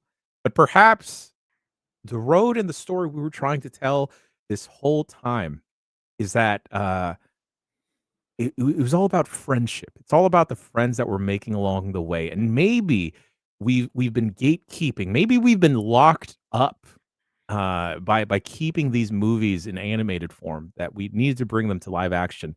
And maybe we just need to unlock them, perhaps Oh, I see what we're doing. with a key. And maybe we need to cut down these doors, these locks, these gates with not just a key, but a key blade. Xehanort. Exactly. Jay, did you see the animatic pilot of that I'm gonna Kingdom sit Hearts down cartoon? further. Yeah. Oh. Jay, did you see the pilot for the cartoon? No, I did not. It's weird. It's weird. Anyway, here, Disney, you know how you fix this? Just do a Kingdom Hearts live action thing with like Live little bits action, and live pieces. anim- No, give me a shoot I Donald don't Duck. know, Jan, I'm sorry. I don't know. You can't follow me this far? I don't think we're writing a check. No, that's all right. I don't think I'm gonna have to consult my friends at Disney. I think I'm gonna tell them not to write the check. All right, fine. You're going down a path I can't follow, Jan. Well, the soundboard said there it money. is. No, that was DreamWorks. They're gonna co-op it. They're gonna ants it. You're gonna take your Bug's Life and they're gonna make it ants. Oh God, hell yeah. All right, last email of the show comes from Brian in Lowell, Massachusetts. Hi, Bombcast. Recently, I've heard some of you, mainly Dan and Grubb, wax poetic about VHS tapes of the past and their joys in playing them. Well, I am 37 years old with many fond memories of the VHS format. I shrugged off their nostalgia and nonsensical given the annoyances of rewinding and space needed for collecting. Well, that all changed this weekend as my mother came to visit and brought with her a gift. She informed me that her boyfriend had found this while cleaning out his closet and wanted me to have it before handing me over a Star Wars Trilogy special letterbox collector's edition.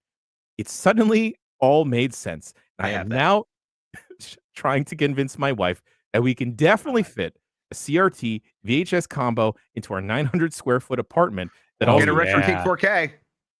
that also includes a dog and 2-year-old kid.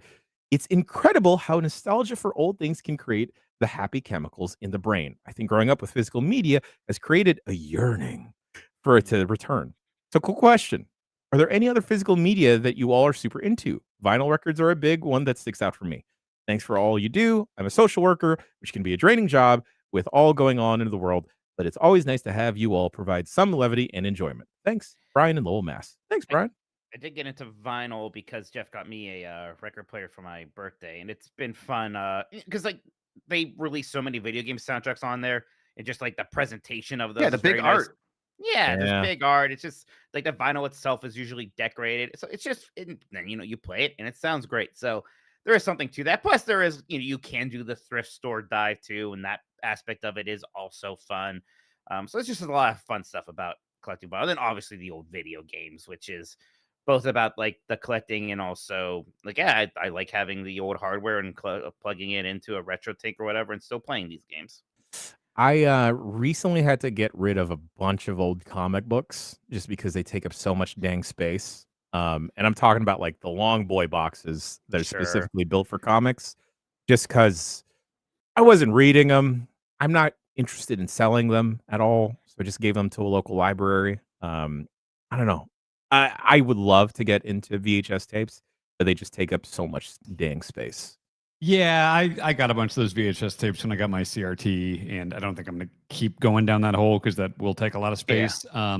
For me, it's probably like gaming magazines because that was the thing that just kind of got me in as a fan of games media, got me into the industry, working in it. So yeah, I got, like almost a whole round of Game Informer. I subscribe to the Video Game History Foundation's, mystery box thing every month. So yeah, I like I know, again, thanks to the Video Game History Foundation's archive, you can like look at all this stuff online very easily now and search it. But like, boy, I did get so many video game magazines in the mail that it is so fun to just grab an old EGM about the Dreamcast launch and just like flip through it. Just nothing will replicate that to me than having a magazine in my hands. So that's my thing. Yeah, I have a curiosity about like the stuff just to the side of VHS and even like Betamax that like I want to get into, like early HD VHS, which is a format that existed where they did HD video on VHS, and Really? there was like a different kind of magnetic strip in there or something like Mhm. that, and video CDs, and there's a whole bunch of like weird formats that I want to like explore. But as soon as I start going down that route, it's like it becomes so expensive so fast. I always talk myself out of it. I'm like, I don't need another money sink in my Did life. any of you have a HD DVD drive for your Xbox 360? No, I wanted it. My dad bought an HD DVD player after they lost the war against Blu-ray, and it had already been said that Did they he have were a coupon? He went to Best Buy and it was way cheaper. He wanted to get Planet Earth because he saw it on my HD TV and he was like, that looks awesome. And so he went to Best Buy, and HD DVD players were like half the price of Blu-ray because they were already obsolete. And I told Dad, I was like, Dad, do not get this. It's already dead. He's like, it's cheaper. And I was like, they're not going to make any more discs for this. And he didn't care. So he still has an HD DVD player. Oh, that rules. Hell yeah. I love that. Hell yeah. Hell yeah. All right. That about does it for emails this week. All right. Bombcast at giantbomb.com is the email address to send your emails to. Write in about any and everything. You got a quiz you want to send our way. You got a little game or whatever else have you. Please send it to bombcast at giantbomb.com. Last week, BCR, we had Mike Drucker on the podcast to crown the Mount Rushmore of first levels, as well as talk about his new book. I believe it is called Good Game, No Rematch. No rematch. No rematch. Yes. Lovely chat, awesome chat. Go check that out. There's also a link to purchase his book in the show notes of that. A lot of fun stuff popping off on the Power Block since last Bombcast. I particularly really enjoyed that XBLA block yesterday. That was fun. Yeah. Yeah.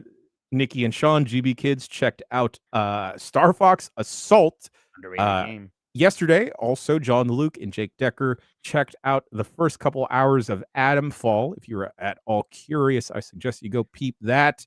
A bunch of other stuff popping off on the Power Block this week as well. We're gonna have an earlier Blight Club, I believe. Yes, waiting to see the details. I'm going to be recording Voicemail Dump Truck with Samoa Joe backstage at Dynamite tomorrow. So still working out the details on the room and the time and everything there. That will be recorded. So basically, Blight Club will be starting early so I can get to Dynamite on time. So keep an eye out on it. Maybe, 10 Pacific, 1 Eastern we're probably looking to, but that's not confirmed yet. So we'll see. But Overgrub should be starting tomorrow. Overgrub should be starting tomorrow. Game breaking news for the rest of the week: Wednesday, Thursday, Friday. Correct, Mr. Grubb? That's right. We'll be back all rest of the week, and then on Friday we're gonna do UPF. Do we have a plan for UPF? You Because if posted not, a game Yeah. in there that I forget what it was. Schedule 1. Oh, that's You the know- drug game. Yes. You know what I kind of want to check out? I kind of want to check out that PUBG tactical game. Oh, Oh, yeah? sure. I would like like that to see that. that isometric one. I saw the Okay. next Lander. Yeah, maybe we could try a bunch of stuff on this UPF. Do a roundabout. Well, and Jan and I are going to strap on the goggles on Monday for our co-op Splinter Cell. I need to find an get it Xbox working. and do that. Oh, actually, you know what's happening this Thursday, gentlemen? After the GameSpot show, which I'm equally excited for, we will finally have Lucy, Skull, and Foams. Yeah, we did it, everybody. Yeah. It took 1 quarter, but we got there. Yep. Time for her to Doing pay it. for her crimes. Yeah, that's Yes. right. We'll have a BCR later this week at GameSpot After Dark as well. But folks, I believe Tam is going to stream the last Berserker at some point tomorrow. Ben Starr in that Jimmy Who's out Jam. for that game? Yes. Yeah, they are. Open Critic. What did they Like say? 81 or something like that. Yeah, that's pretty really for- good. yeah, for one of these, that's like That's what the Pinocchio one did. Everybody loves that game. Yeah, that's really good. Okay, Lies of fantastic. P. That's the name. In just a little bit after this, though, we're going to be live premiering Tam and Lucy in Japan. Turbo Sean McDowell has been doing a bunch of editing work on this Jimmy Jam when Tam and Lucy went over to Japan to check out Claire Obscure Expedition 33. They shot a bunch of footage, an interview with Shuhei Yoshida, as well as interviewing some devs on the game. Peep that. We're going to embed that into the Giant Bomb chat if you're watching live. Set to premiere on YouTube at 12 noon Pacific time. So go grab some popcorn in between. Gentlemen, anything else y'all want to talk about? No, we're good? Yeah. Keep an eye on refresh Game Informer socials today. Yeah. I was hoping to be able to talk about that today, but it looks like it's not. They said they were going to talk about it today, so there's some It was announcement announced coming. as today. Yes. Yeah, so just keep an eye out on Game Informer stuff. I will be. Magical soundboard. How will everyone's day be? Oh, we're good, going to lose our good coins. stuff. Yeah. Bad. No, that's bad. Rings. Yeah, we Oh, you're lost all our losing your rings. rings. Yeah. That's not good. Oh, shoot. Yeah. You know what, though? If I imagine it's just Sonic losing his rings, it is good. Shut Okay. the hell up. All right. Okay. Mulligan on that one. How will our day be? All right, Okay. folks. All right, good. That does it for another episode of the Giant Bombcast. He's been Mike. He's been Dan. He's been Grub. I've been Jan. And you at home, don't lose your rings. Hold on to them. Also, watch the Tam and Lucy vlog if you're listening to this later. Watch and listen to Thug Pro last week. That was a fun time. It's great. Gonna go work on croissant dough after this and then head to the stew. I love you. It's hard. Goodbye. Croissants are hard to make.